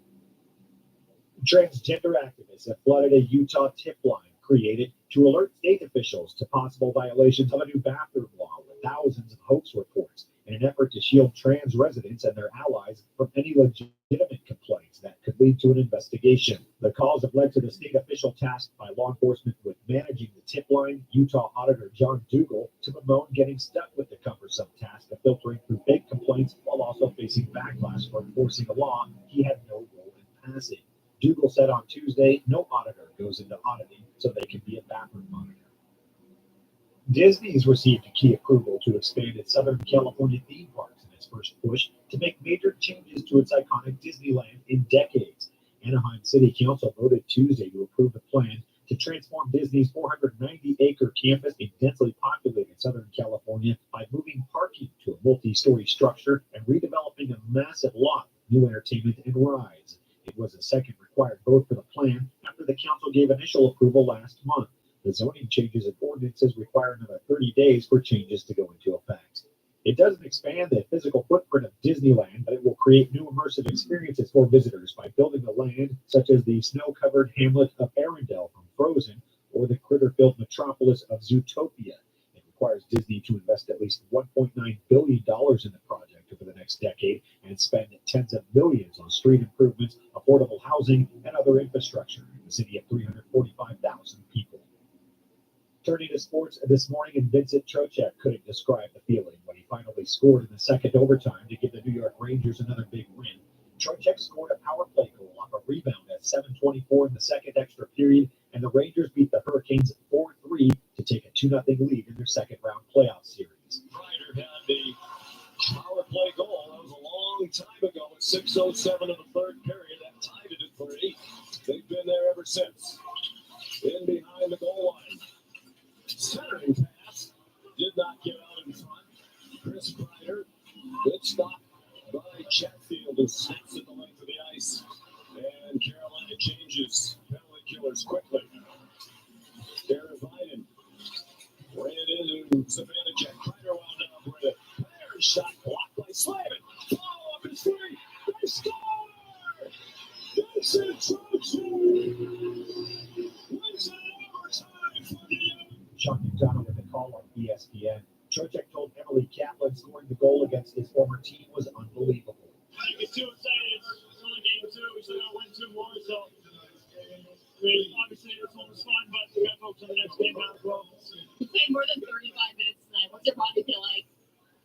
I got pretty numb there after the first overtime, so not bad right now. After the first overtime, take me inside the locker room. What'd you eat? What'd you drink? What was said? I was just trying to pound as much body armor as I could. And Quickie actually spoke up in the locker room. He was the most vocal. I'm sure everybody else is a little too tired to talk, but he was just reiterating that we just got to stick with the game plan, not get too out of the game plan, try to go rogue, stick with it, and it'll come. What were you feeling when you scored that goal? I don't even know. I mean, it was awesome. It was a lot of fun, and it's a big win. The series shifts to North Carolina for the next 2 games, with Game 3 on Thursday night. And Miles Wood scored on a backhander 11:03 into overtime. And the Colorado Avalanche, after trailing by 3 goals in the first period, beat top-seeded Dallas 4-3 Tuesday night in the opener of their second-round Western Conference Series. Jamie Benn had a goal and an assist for the Stars, who lost their series opener at home, like in the first round when they dropped the first 2 games. Game 2 is Thursday night. On the hardwood, Jaylen Brown had 32 points, and Derek White made 7 threes and added 25. Hey! The Celtics powered past the Cavaliers 120-95 in Game 1 of their second-round series. Jason Tatum finished with 18 points and 11 boards, helping the Celtics pull away in the second half. They went 11 of 42 from three-point range and kept pace early. But the Celtics were even more having one of those days. Well, it's Georgia Club. Computer's like, nope, I don't want to work today. Like, oh, okay. And where's your technician when you need him? Right? Yeah, that's you're looking at him. Yeah, I'm giving up trying to learn all this stuff because the minute I do, they'll change it. Yeah, right. How are you doing this morning? Well, yeah, you're looking very official with the shirt there. Well, you know, it's in the rotation. I haven't worn this. Okay, yeah. And my chief of staff got it for me, so you know, I Gotta you know, show it off. Gotta show it off every now and again. Perfect. Right. All right. Let me we'll clear these tabs out here. Yeah, it's one of those days where I took the car into the repair shop yesterday. Or not yesterday, a couple days ago. Got it back yesterday. So, we think we got it. So did this, and that. If it acts up again, let us know. I made it as far as the stop sign down the street this morning, and it just came right back again. I was like, oh my gosh. What kind of car? It's a 2007 Hyundai Santa Fe. So it might be giving up the ghost. So so I had to turn around, come back, grab the other car. Texting my wife like, oh, sorry, I took the van. She's supposed to be leaving today to be out of town for a couple days. So it's just one of those days where it's just like, yeah. And now like the computer over there, and I'm like, today is what is it? I asked God for patience, and He gave me the opportunity to be patient. All right. I think that's where we're headed for today. So Yeah, well, we'll see how it hang in goes. there. Yeah. One thing at a time. Yep. So it doesn't it though? It really does. Seems like there's Writing words that went out. My little push mower went out, and then I couldn't get my truck started. This was over the weekend. yeah. Oh my gosh. Yeah. It really is. And then my little battery powered chainsaw screwed up. Well, isn't that funny though? I was kind of thinking, I'm like, is it me? Is it like, am I cursed right now? Like everything I touch, I feel like is is breaking. But it's just, you know, it's stuff happens. We're starting to fire everything back up from the winter. You know, that's the same thing. Our lawnmower, my son went to start it the other day. And he's like, oh yeah, 13 years old. He's out there. He's doing it. He's like, yeah, white smoke started coming out of the lawnmower, so I turned it off. I was like, that was probably the right call. So yeah, we'll get in there and we'll figure that out. So.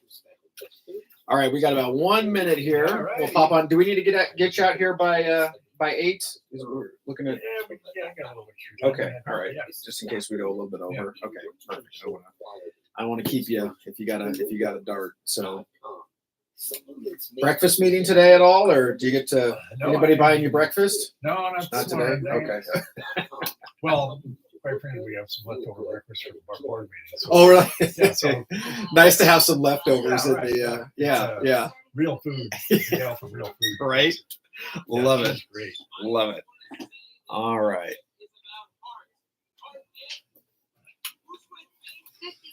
There. And we'll find some weather here. Oh, let's call out Placerville. Here we go.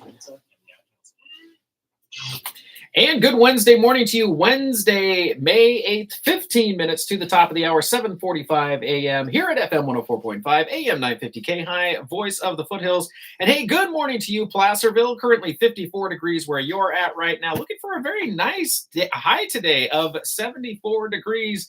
Gang, we've got him in here in the building. Placer County Supervisor Jim Holmes is with us. Jim, good morning. How are you? Good morning. It's great to be in the spacious Studio A. Oh. Sorry, the little microphone was coming. Jim, I'm having one of those days. All the equipment around here is revolt. Not all of it. That's just one of the production computers is. We're going back and forth a little bit here. We're having an argument, but I'm determined to win this one, Jim. It's those little gremlins that get into the computer system. Isn't it though? It's like it's a Wednesday. It's the middle of the week. Why not? Why not let me? I did the old IT trick. Called the IT department. And they said, "Did you try turning it off and turning it back on again?" So that's what I did. That's where we're at, and well, I'll go over to Studio B there after this, and we'll see if my tech support works. Well, unfortunately, if I go over there, I'll screw it up. So you and me might be the blind leading the blind here. Yeah. Now, you are looking very official today. You've got your button-up shirt that has your name on it. It's got the seal of Placer County on there, Board of Supervisors. That is a spiffy-looking shirt, my friend. Well, thank you very much. My chief of staff got this for me, and I usually like to purchase my own. Yeah. If I don't wear it, I get in trouble. So, so anyhow, it's a very nice, like navy blue. Yeah, it's very nice shirt. I like it. Well, it looks good. Yeah. I'll pass it on. Yes, please do. Please do. Now we've got we had the board meeting yesterday. Yeah. The update happened yesterday. Yeah, right. What happened? Well, we had a lot of small items. Well, they're large items, but needed to be approved before the end of the year, and so most of our agenda was filled up with that. And so, it wasn't any controversy with any of those. Mm-hmm. But we had another hour of public comment about the regional housing needs allocation. That's a big one. It went to the planning commission. The planning commission made a decision. Now it comes to us, and there'll be some modifications with their determination. Mm-hmm. And so, on May the 21st, we will have the hearing out at the new Health and Human Services building. Yeah. It's coming up here quick. Yeah, so we'll be doing a lot of homework on that. I have toured all the sites.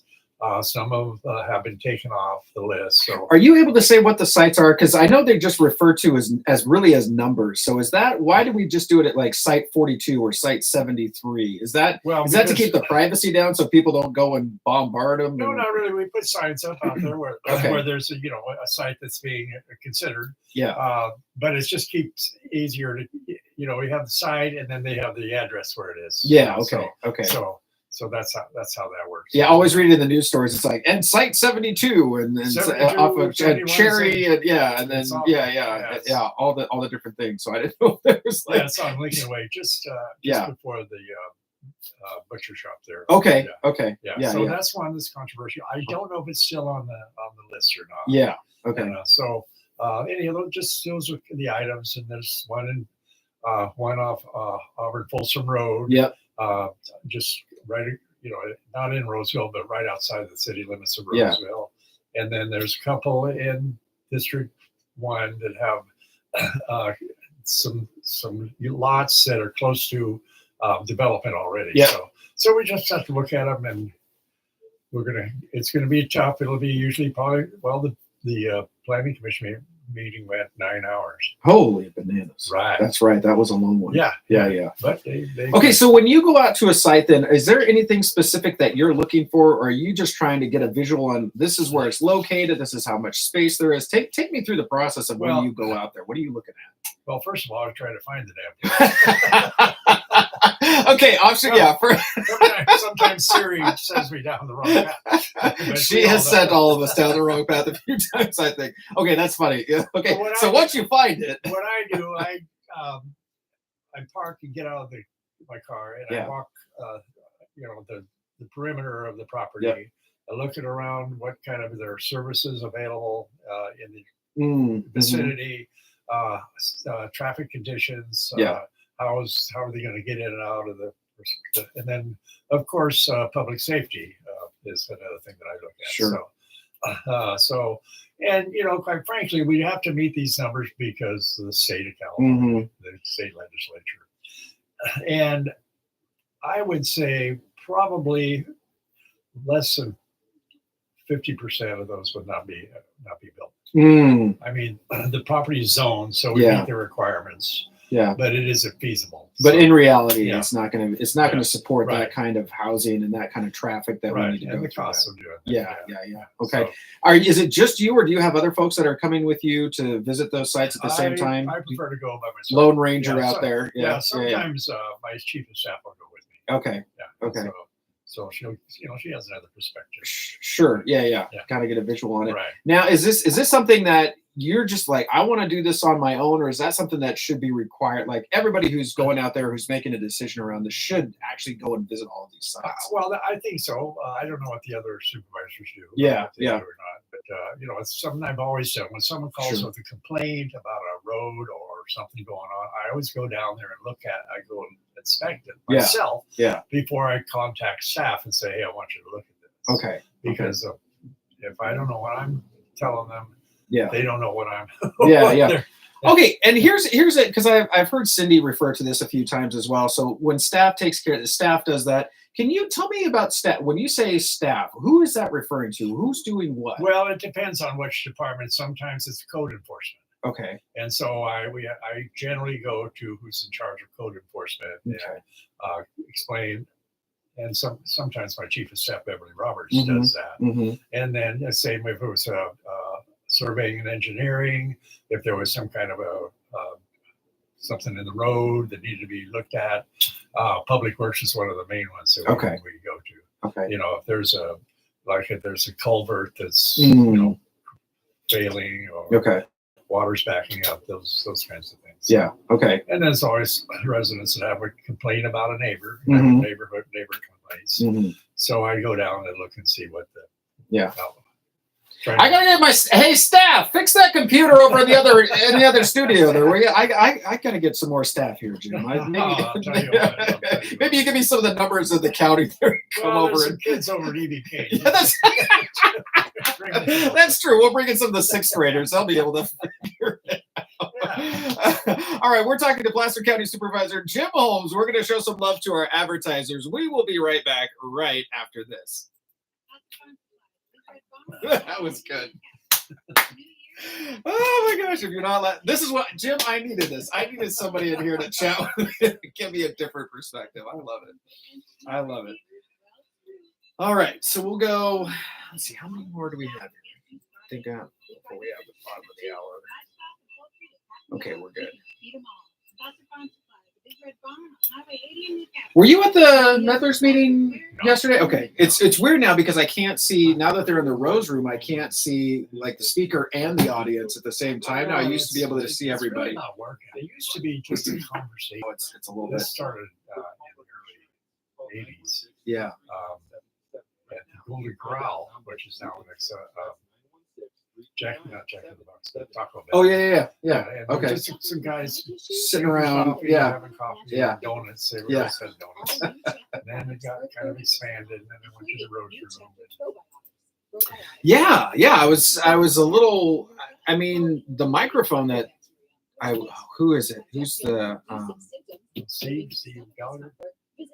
Well, Steve leads it, but anyway, the gal whose Zoom we're basically using, I can't remember. Why can't I remember her name? Anyway, the first when they moved to the Rose Room the first time, like we couldn't hear anything. Yeah.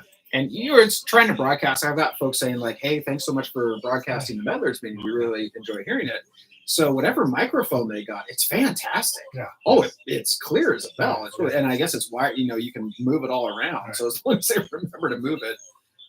They've taken away, I think Steve's done a great job or maybe Daniel did it yesterday, where they took away the podium and just sit up at the table there. Yeah, and everybody's just sitting there and you can just do that.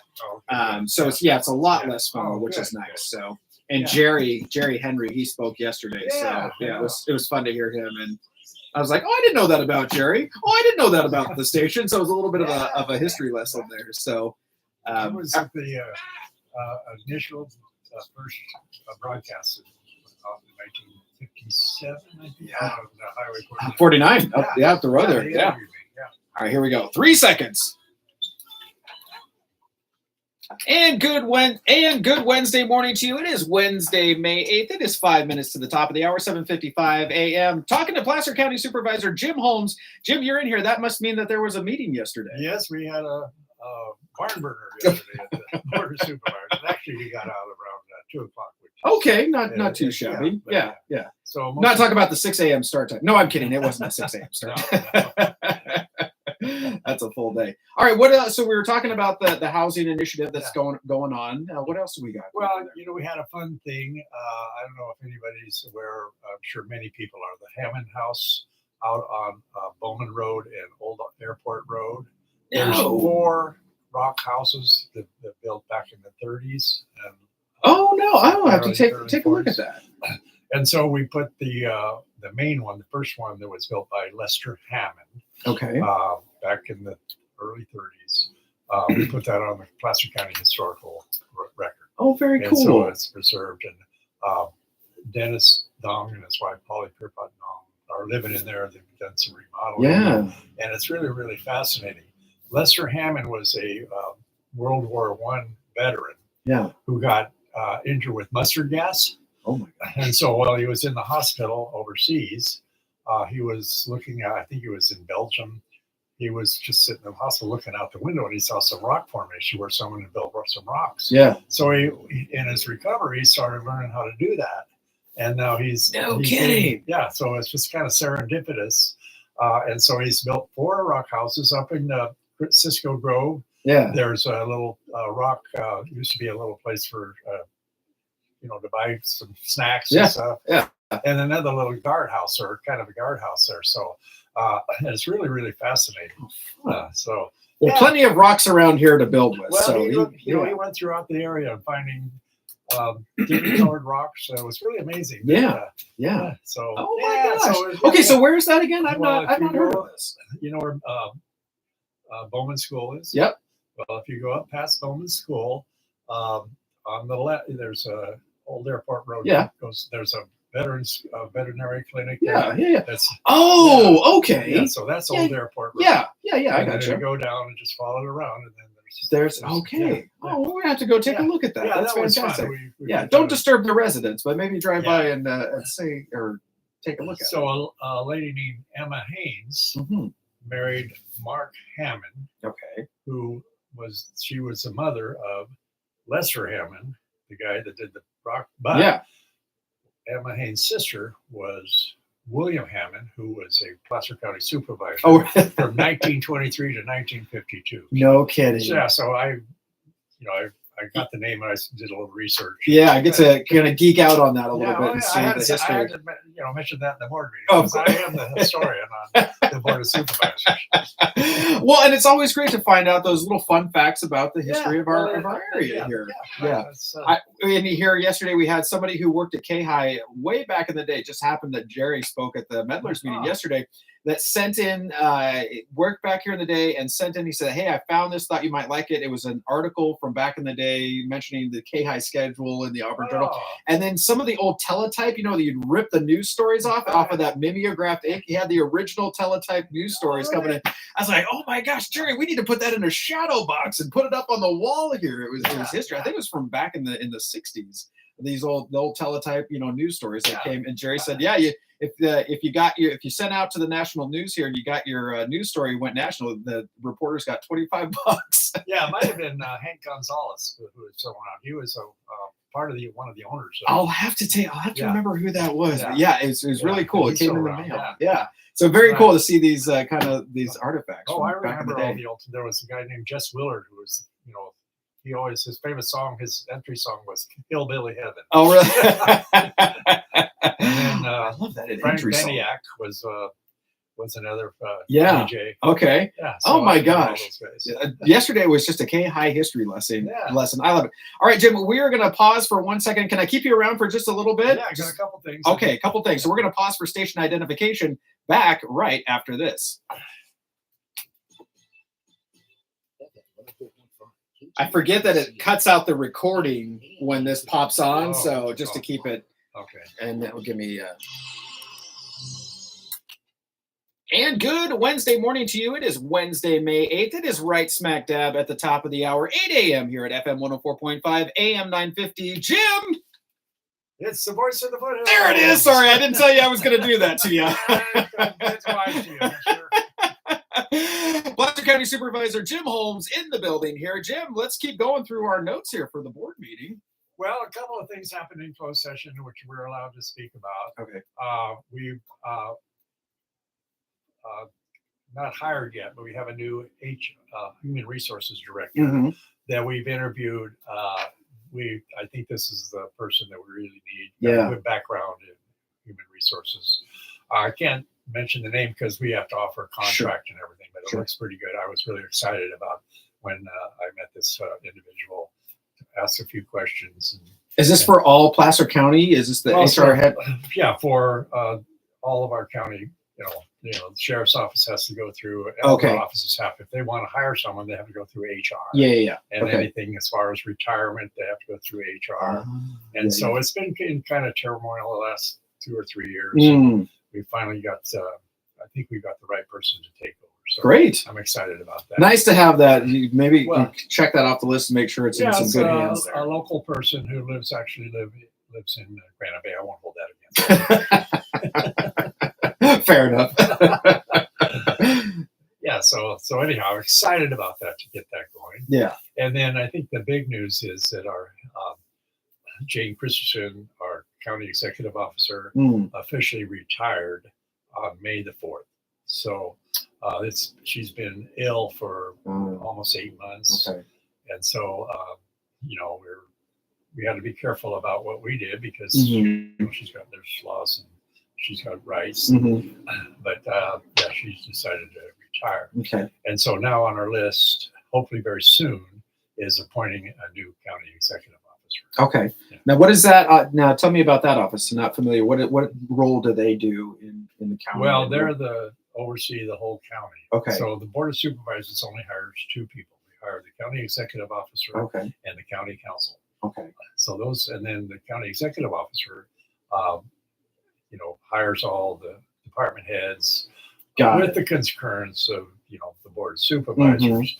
But we really don't have a role in that. We have to give them some leeway as far as their administration. Yep. And so it's been, for the last several years, if you were paying attention, it's been kind of turmoil. In the CEO's office. So anyhow, I think we're in a good place. Good. I think the board is comfortable. There's one individual that we all know and work with. That I can't say anything about whether the other board members are, but I think I think we'll find someone that. Looks like we've got a path to somebody filling that, Right, that office yeah, there. Okay, right, so yeah, so yeah. you guys, you make the decision to get that person in. By you Right. making that decision, they are now entrusted to say, okay, now Yeah. you're overall the department. It almost feels like a CEO in a way of, Yeah, right. of Placer. Yeah, Right, of right. all- yeah. So they're doing all the hiring. And so one thing I always tell the county executive officer, the first three letters of boss are BOS, Board of Supervisors. Oh, Just in I case see. they forget. I see what you did. Okay, all right, okay. Very good, very good. So, okay, so we're making some headway there, personnel-wise. The famous blue notes here from the meeting. Anything else that we have from No, the notes like here I said, to most wrap of up? that stuff was just finishing up at the end of the fiscal year information that we have to keep going. Yeah. Continuing contracts. Yeah. A lot of them with Health and Human Services. Many of them were people that are severely mental ill. Mm. And one of them that really tore me apart is that the intense trauma from children from 2 to 5. Mm-hmm. Mm. And it's really, really difficult to get your head around that. Yeah. Because they have to go to a specialized program. Yeah. Yeah. And to have that trauma at that early age. Yeah, such an impressionable age. Yeah, and that can affect them for the rest of their lives. Yeah. If it's not addressed. Yeah, yeah. So No, I've seen that firsthand. Some friends of ours who adopted a couple of kids, and that happened at a very young age. Yeah. The trauma, and you can see how it has carried across for their right. entire life. Yeah. So yeah, it's heartbreaking in a way, but it's It good is, to know right. that there are folks that are out there that are Yeah. caring about and working for these kids as well. Right, and it's there's probably I think only 8 in Placer County that Yeah. need that service, but Yeah. they need it. But they need it, and Yeah. it is important, and it's Yeah. shaping the rest of their lives. Placer County Supervisor Jim Holm. Jim, we've got about 30 seconds left here. I'm going to run and go off to commercials. Thanks so much for coming in. Oh, you bet. Looking forward to having you. It's on the calendar. We'll have you coming again. It's always a Very pleasure to be on Radio KAHI 950 AM and 104.5 FM, the voice of the foothills. Jim, the check is in the mail. We'll be back right after this. All righty. People say, hey, I listen to you on the radio. Oh, I love it. I look forward to it. I really do. I had it on. It's on the calendar, and it's just been one of those days, and it popped up on my phone. I'm like, oh my gosh, Jim's coming! And so, yeah, so I'm like, open the door, put it on my little board here, and we're off and running. We're off to the races. So, anyway, I'm going to throw us off to America's First News here. All right. Thanks, Jim. You betcha. We'll stay in touch. See ya. And it is 5 minutes past the top of the hour, 8:05 a.m. Heading off now to America's First News. We'll be back with your Fox Business Report right after this.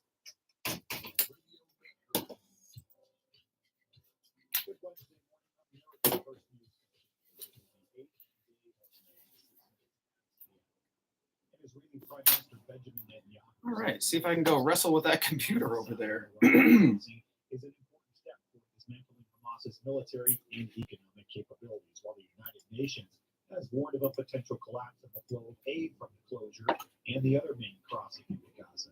The United Nations chief Antonio Guterres. We are at a decisive moment for the Palestinian and Israeli people. Eesh, I'm all over the map today. An agreement between the government and the leadership of Hamas is essential to stop the unbearable suffering of Palestinians in Gaza and of the hostages and their families. It would be tragic if weeks of intense diplomatic activity for peace in Gaza yield no ceasefire, no release of hostages, and a devastating offensive in Rafah. I reiterate my appeal for both parties to show the political courage and spare no effort to secure an agreement now, to stop the bloodshed, to free the hostages, and to help stabilize a region which is still at risk of explosion. I'm disturbed and distressed by the renewed military activity in Rafah by the Israeli Defense Forces.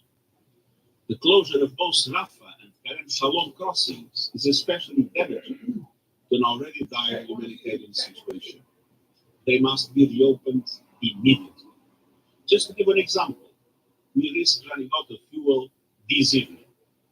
I urge the government of Israel to stop any escalation and engage constructively in the ongoing diplomatic talks. Human Rights Watch said Tuesday that by preventing the transfer of much-needed humanitarian aid into Gaza, Israel was violating orders handed down by the International Court of Justice. The court twice ordered Israel to do more to allow aid into Gaza. State Department spokesperson Matthew Miller said Israel has promised to reopen the crossing. Certainly, the closing of Kerem Shalom and the closing of Rafah set back the delivery of humanitarian assistance. Now, to some extent, the full answer to that question depends on what happens next and whether they're quickly reopened.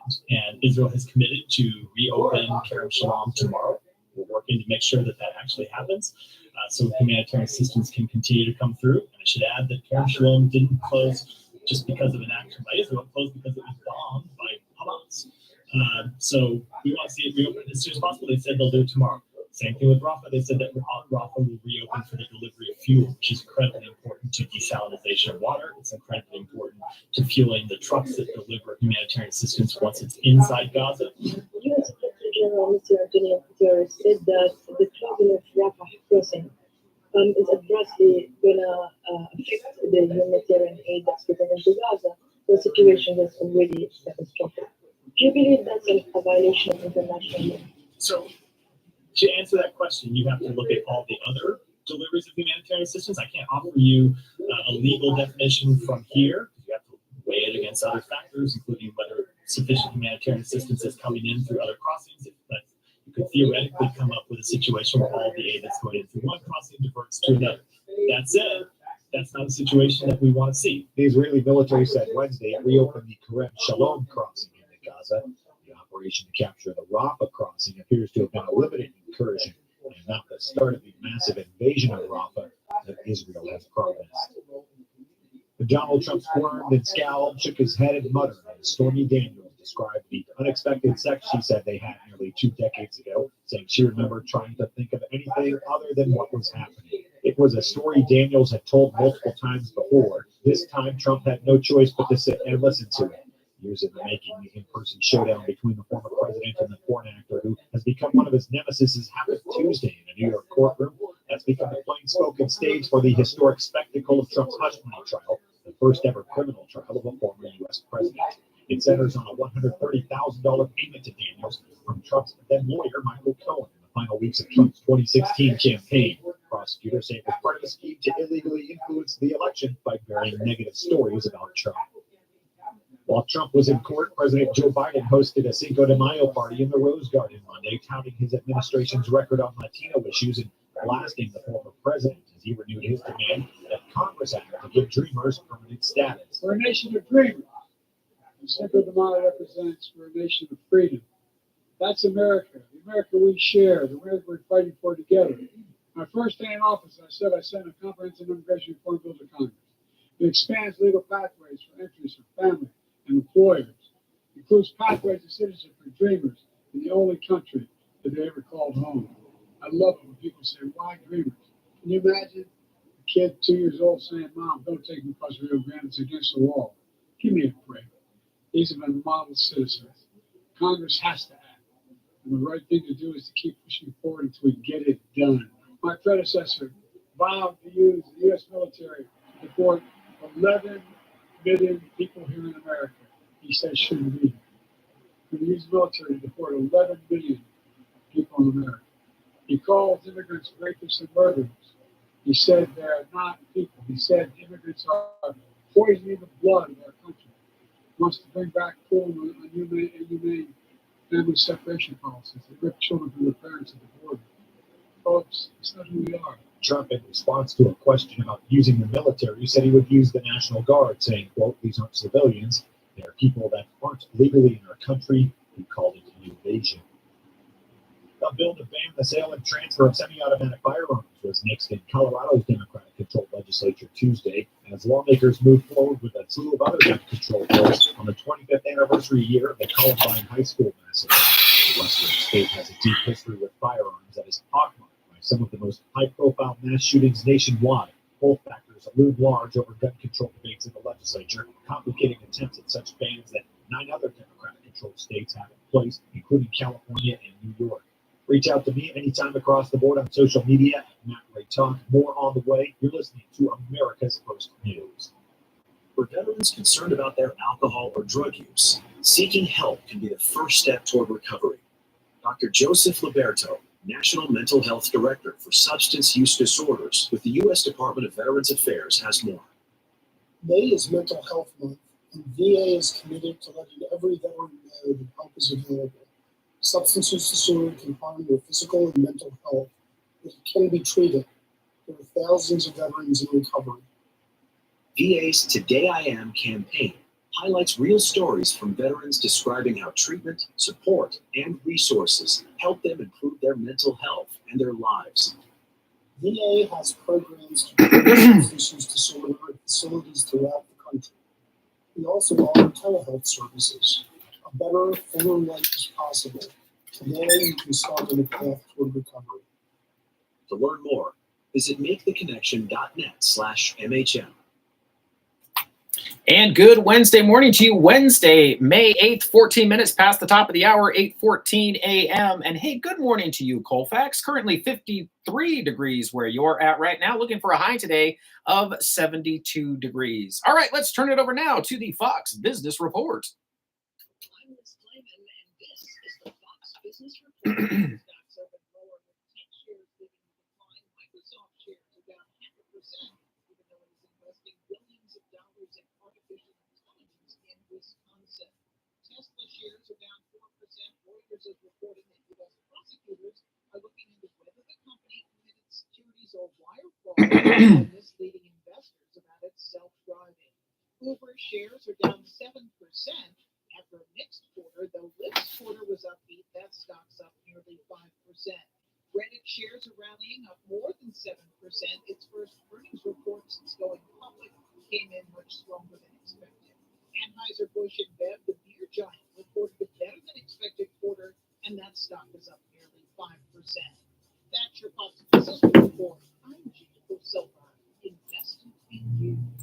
Hi, I'm Kim Holderness, And I am Ben Holderness. and we're here to remind you to get your cancer screenings. Now, we don't have cancer, but we do want to keep it that way. And while you don't have to race to the doctor, Oh, but I like races, honey, especially when they're amazing races. I see what you did there. But you do need to make time for routine screenings.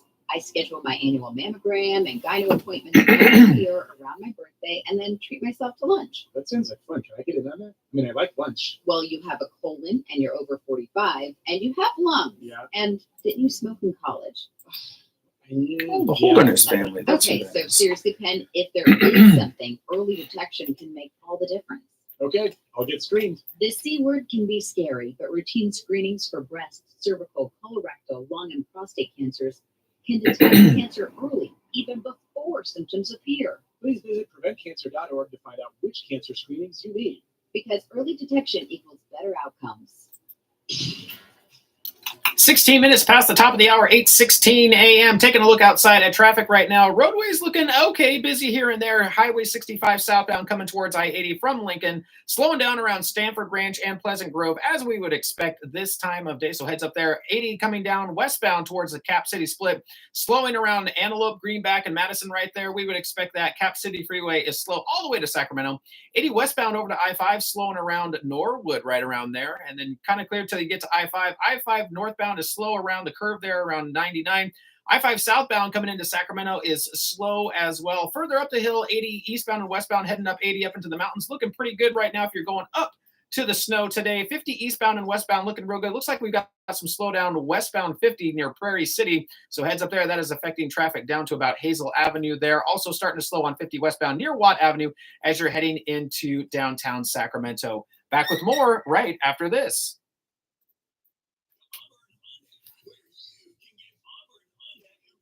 That was good.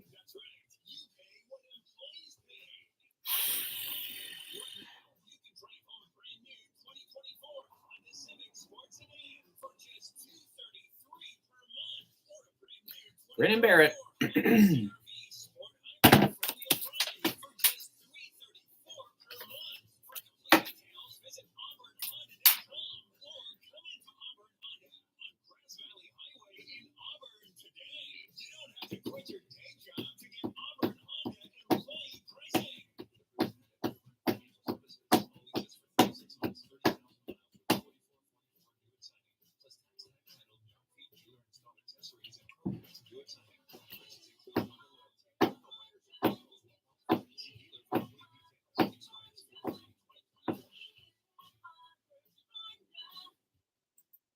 you're caring for someone with COPD, you probably have a lot of questions. Caregivers juggle many roles. The right resources can help.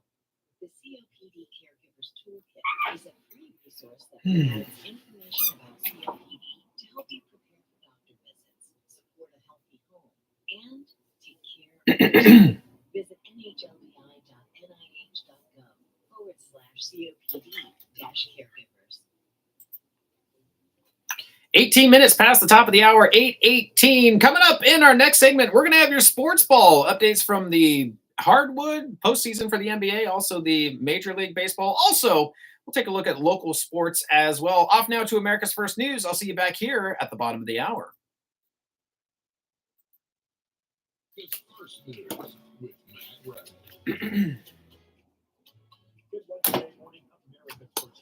All right.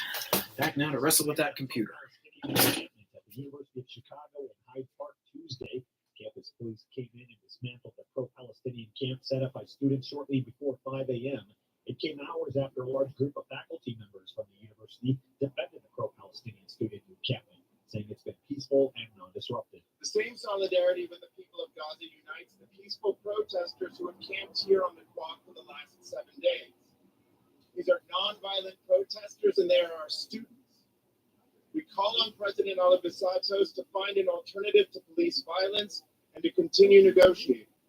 We support the protesters' central demands that the university divest its endowment and that it suspend its formal cooperation with Israeli institutions. We don't want them getting beat up just because they're camping on the lawn. The university must not employ police force to put an end to student protests. To do so would violate the university's duty to protect its students, as well as their right to free expression. The University of Chicago president said safety concerns have mounted over the last few days and risks were increasing too rapidly, saying protesters were given an opportunity to disassemble their structures and depart the encampment, and there have been no arrests. It said where appropriate, disciplinary action will proceed. President Joe Biden on Tuesday decried a ferocious surge in anti-Semitism on college campuses and around the globe in the months since Hamas attacked Israel and triggered a war in Gaza, using a ceremony to remember victims of the Holocaust to also denounce new waves of violence and hateful rhetoric toward Jews. This ancient hatred of Jews didn't begin with the Holocaust. It didn't end with the Holocaust either. This hatred continues to lie deep in the hearts of too many people in the world.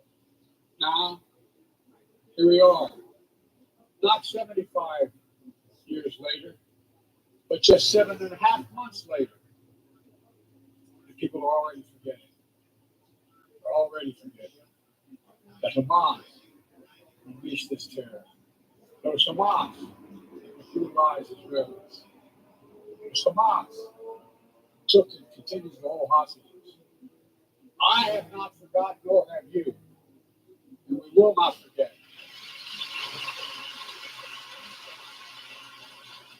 And as Jews around the world still cope with the atrocity and trauma of that day and its aftermath, we've seen a ferocious surge of anti-Semitism in America and around the world. In America, we respect, protect the fundamental right to free speech, to debate and disagree, to protest peacefully, to make our voices heard. I understand that's America. But there is no place on any campus in America, any place in America, for anti-Semitism or hate speech or threats of violence of any kind. For the Jewish community, I want you to know, I see your fear, your hurt, your pain. Let me reassure you, as your president, you're not alone. You belong. You always have and you always will. My commitment to the safety of the Jewish people, the security of Israel, right to exist as an independent Jewish state is ironclad, even when we disagree. The campus protests have posed a political challenge for Biden, whose coalition has historically relied on younger voters, many of whom are critical of his public support for Israel. In conjunction with Biden's speech, his administration was announcing new steps to combat anti-Semitism on college campuses and beyond. Embattled House Speaker Mike Johnson and far-right Representative Marjorie Taylor Greene met for a second day at the Capitol Tuesday, political adversaries trying to engineer an off-ramp over her threat for a vote to oust him from office. Green, the top ally of Donald Trump, faces her own potentially embarrassing setback if her motion to vacate the speaker fizzles as expected. Just two of them, Green and Thomas Massey, claim they're speaking for most Americans. No more money for Ukraine. That is the right thing to do, and it also obeys the majority of the majority. Also asking for no more special counsels. President Trump is our presidential candidate. He is being abused, and the American people are fed up with it. It is absolutely the right thing to do to end the special counsel. These requests are not complicated. And also demanding that we have a 1% cut in her budget is the right thing to do for the American people who are over $34 trillion in debt. So we're standing up for the majority, which our speaker has violated time and time again. He did it on FISA warrants, he did it on the minibus, he did it most recently on the Ukraine funding. He has violated the majority of the majority. And then the final thing he did is he went with not a majority of Democrats, every Democrat on the Rules Committee to move a bill to the floor. And the majority of the majority did not support it. Johnson downplayed the idea that there was any deal to be made, saying the meetings are simply part of his open door policy as he intends to run for speaker again. I intend to lead this conference in the future. And the most important thing that we have to do right now is govern the country well, show the American people that we will and that we are, because we've been doing. And then I'm convinced that my number one job and responsibility is to keep and grow the House majority in November. That's my singular focus right now. We have plans for the next Congress, and we've been outlining a lot of them. But right now, it's all hands on deck, all hands on the wheel, and steering the ship of the state, so to speak. So I'm honored to be able to do that. I expect I'll be doing that in the future. I'm glad to have the support of President Trump. I was down with him most recently this weekend. Mr. Speaker, some of your GOP colleagues then asked, why are you even negotiating with MTG? She's trying to remove you. Why are you entertaining her demands? If John Boehner were still here, he might have called her legislative terrorist. So, can you talk a little bit about why you decided to sit down? Well, let me address it. So yesterday I met at some length with Margaret Taylor Greene and Thomas Massey. It was a good discussion. I thought it was productive. We'll visit again today. It's not a negotiation. Okay? This is how I've operated as speaker. I committed to do it before I became speaker, and we've been doing this for the last 6 months. I reminded this my conference of this just within the last hour. Everybody knows I have lengthy discussions, detailed discussions on a daily basis with members across the conference. There are 217 of us. So what I do every day, Scott, is almost on an hourly basis, is I hear suggestions and ideas and thoughts from members. And my door has been open from day one. Everybody knows that. I mean, I spend endless hours at this. There's nothing unusual about this. I've heard Marjorie and Thomas's ideas, just like I have every day for the last 6 months. I've heard others. And I reminded the conference this morning, everybody has the same opportunity to do that. It's not a negotiation at all. So I take Marjorie's ideas and Thomas's and everybody else's equal, and we assess them on their own value. The effort to oust Johnson has been panned by Trump, who gave his nod of support to the speaker, and it has failed to gain traction among Republicans, leaving the extremist Green almost alone with just a few colleagues on her side. Disney swung to a loss in its second quarter because of restructuring and impairment charges, but its adjusted profit topped expectations. And its streaming business turned a profit. Theme parks also continued to do well, and the company boosted its outlook for the year. Walt Disney said Tuesday it foresees its overall streaming business softening in the current quarter due to its platform in India, Disney Plus Hotstar. It expects its combined streaming businesses to be profitable in the fourth quarter and to be a meaningful future growth driver for the company with further improvements in profitability in 2025. And Disney's among the tail end of companies reporting their results for the first 3 months of the year. Most companies beat forecasts for earnings, but they're not getting as big of a boost to their stock prices afterward as they usually do, according to FactSet. Not only that, companies that fall short of profit expectations have seen their stock prices sink by more than the following day than they have historically. That could suggest investors are listening to critics who've been calling the U.S. stock market broadly too expensive following its run to records of this year. If stock prices decline further, either profits will need to grow more or interest rates will need to fall. I'm Chad Seifert. We share the science behind common diesel problems. For example, diesel fuel cetane levels. The cetane rating in diesel fuel is 42 to 45. Most diesel engines operate more efficiently with a cetane rating of 48 to 50. What treatment of Hot Shot Secret Diesel Extreme will raise your cetane 7 points, increase fuel economy, and improve cold starts. Hot Shot Secret Diesel Extreme is available nationwide at truck stops, Fine Farm and auto stores, and online at hotshotsecret.com. Hot Shot Secret, powered by science. Now, time for another Otis Advice.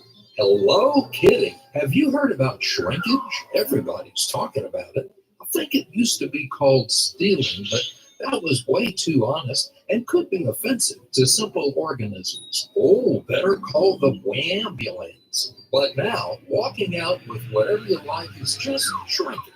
That's supposed to make the junk culture people feel better about themselves. Okay, last segment. Here we go. But at least they'll be more comfortable while high on the hog and spray painting their name on some more train cars. And Mama thought she would raise you up. I'm sorry now. But maybe you haven't been paying attention and still thought shrinkage was what happens just before it wrinkles. So this is different. Remember now, they don't have shrinkage in China or Mexico or even a lot of vodka because mainly they just cut off your hands if you're caught shrinking something into your bag. Look, there are two kinds of pills you take for pain, right? One works on the cause, the other just tells your brain to ignore it so you don't care anymore. So next time you're in the mall and run into the Ranchero King all-you-can-eat. That's a good way to look at it. I like that. Thank you. Right next door. Appreciate that. Ask yourself, is anybody really paying attention anymore? We just gotta let it all just shrink and break. This your Uncle Otis, and my pronouns are 22 caliber, 38 caliber, and 45 caliber. That one's cool. I'll see you at the Peace March.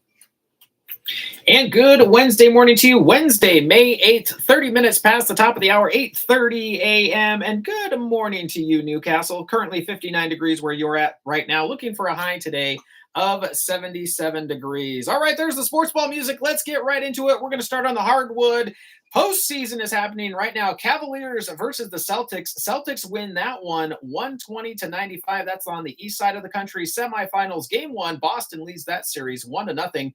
Heading over to the west side of the country, Mavericks versus the Thunder. Thunder, bring the Thunder. Win that one 117-95. That's the west semifinals, game one. Oklahoma City leads that series 1-0. Heading over to the major leagues, the Rangers versus the Athletics. Boy, if you heard the A's game yesterday, you heard they got stomped. Rangers won that one 15-8. They'll finish up that home series there in Oakland today. You can hear all of the action on KAHI. Start time of the radio start time is at 11:55 a.m. So an earlier game today. First pitch will be at 12:37 p.m. Not 12:40, not 12:45. Gracious sakes alive. So A's are back on. They're going to finish this series with Texas here again. Radio start time is 11:55 a.m. First pitch 12:37. Hear all the action here on KAHI this afternoon. D-backs versus the Red. Diamondbacks win that one 6-2. Let's see. Angels versus the Pirates. Angels win that one 9-0. Where are the Giants? Oh, there's the Padres. Padres versus the Cubs. Cubbies win that one 3-2. Giants versus the Rockies. Giants win that one 5-0. Dodgers versus the Marlins. Dodgers win that one 8-2. Heading over locally, I've got the Auburn Journal in my hand. Jessup wins the GSAC tournament. Speaking of baseball, Jessup University baseball will not leave the Golden State Athletic Conference without some hardware to put in its trophy case. The Warriors went to Irvine as one of the hottest offensive teams in the conference, scoring double digits in their last 4 regular season games. Jessup picked up where they left off Monday, defeating Arizona Christian 15-6 to advance to the conference semifinals. The Warriors then punched their ticket to the conference championship game with an 11-8 win over top-seeded Hope International on Tuesday. Congratulations, Jessup fellas, on your victories there in the tournaments. Good luck in the postseason there. We'll be back with your KAHI weather right after this.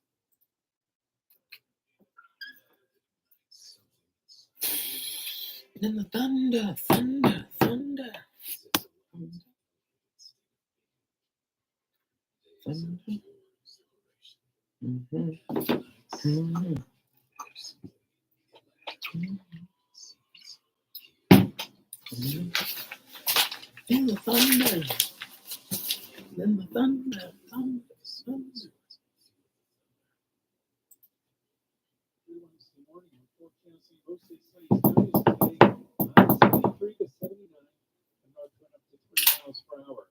Breezy overnight in the low 50s. Mostly first calls. Still dry, still sunny for Thursday. What's that helmet that guy's wearing? Warmer, low 80s on Thursday, mid 80s on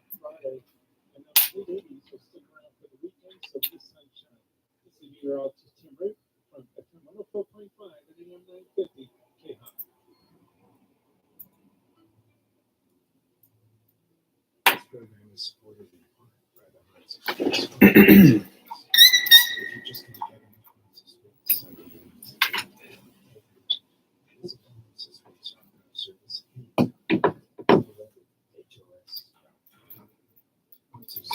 weird. So weird.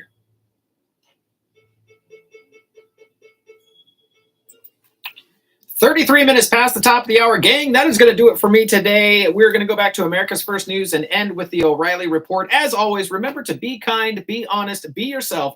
And remember, you can't hate somebody if you're hugging them. Have a fantastic Wednesday. I'll see you bright and early tomorrow morning. Back now to America's First News.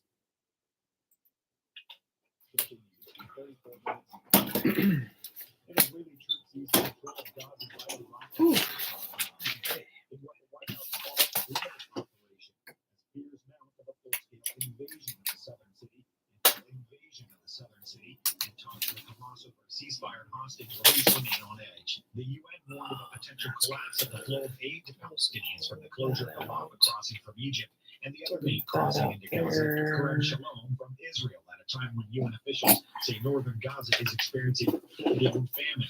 The Israeli foray came after hours of whiplash in the now 7-month-old Israel-Hamas war, with the militant group saying Monday it accepted a ceasefire proposal that Israel insisted fell short of its own core demands. Israel, meanwhile, says it's reopened the Kerem Shalom crossing. And meanwhile, the U.S. paused a shipment of bombs to Israel last week over concerns that Israel was approaching a decision on launching a full-scale assault on the southern Gaza city of Rafah against the wishes of the U.S. The shipment was supposed to consist of 1,800 2,000-pound bombs and 1,700 500-pound bombs, according to multiple reports. White House Press Secretary Karine Jean-Pierre declined to square the arms holdup with President Joe Biden's rhetoric in support of Israel. Two things could be true in the sense of having those conversations, tough, direct conversations with our counterparts in Israel, the president having his conversation with his counterpart, obviously the prime minister, and making sure that 6 minutes. Okay, bye. And getting that commitment. So two of those things could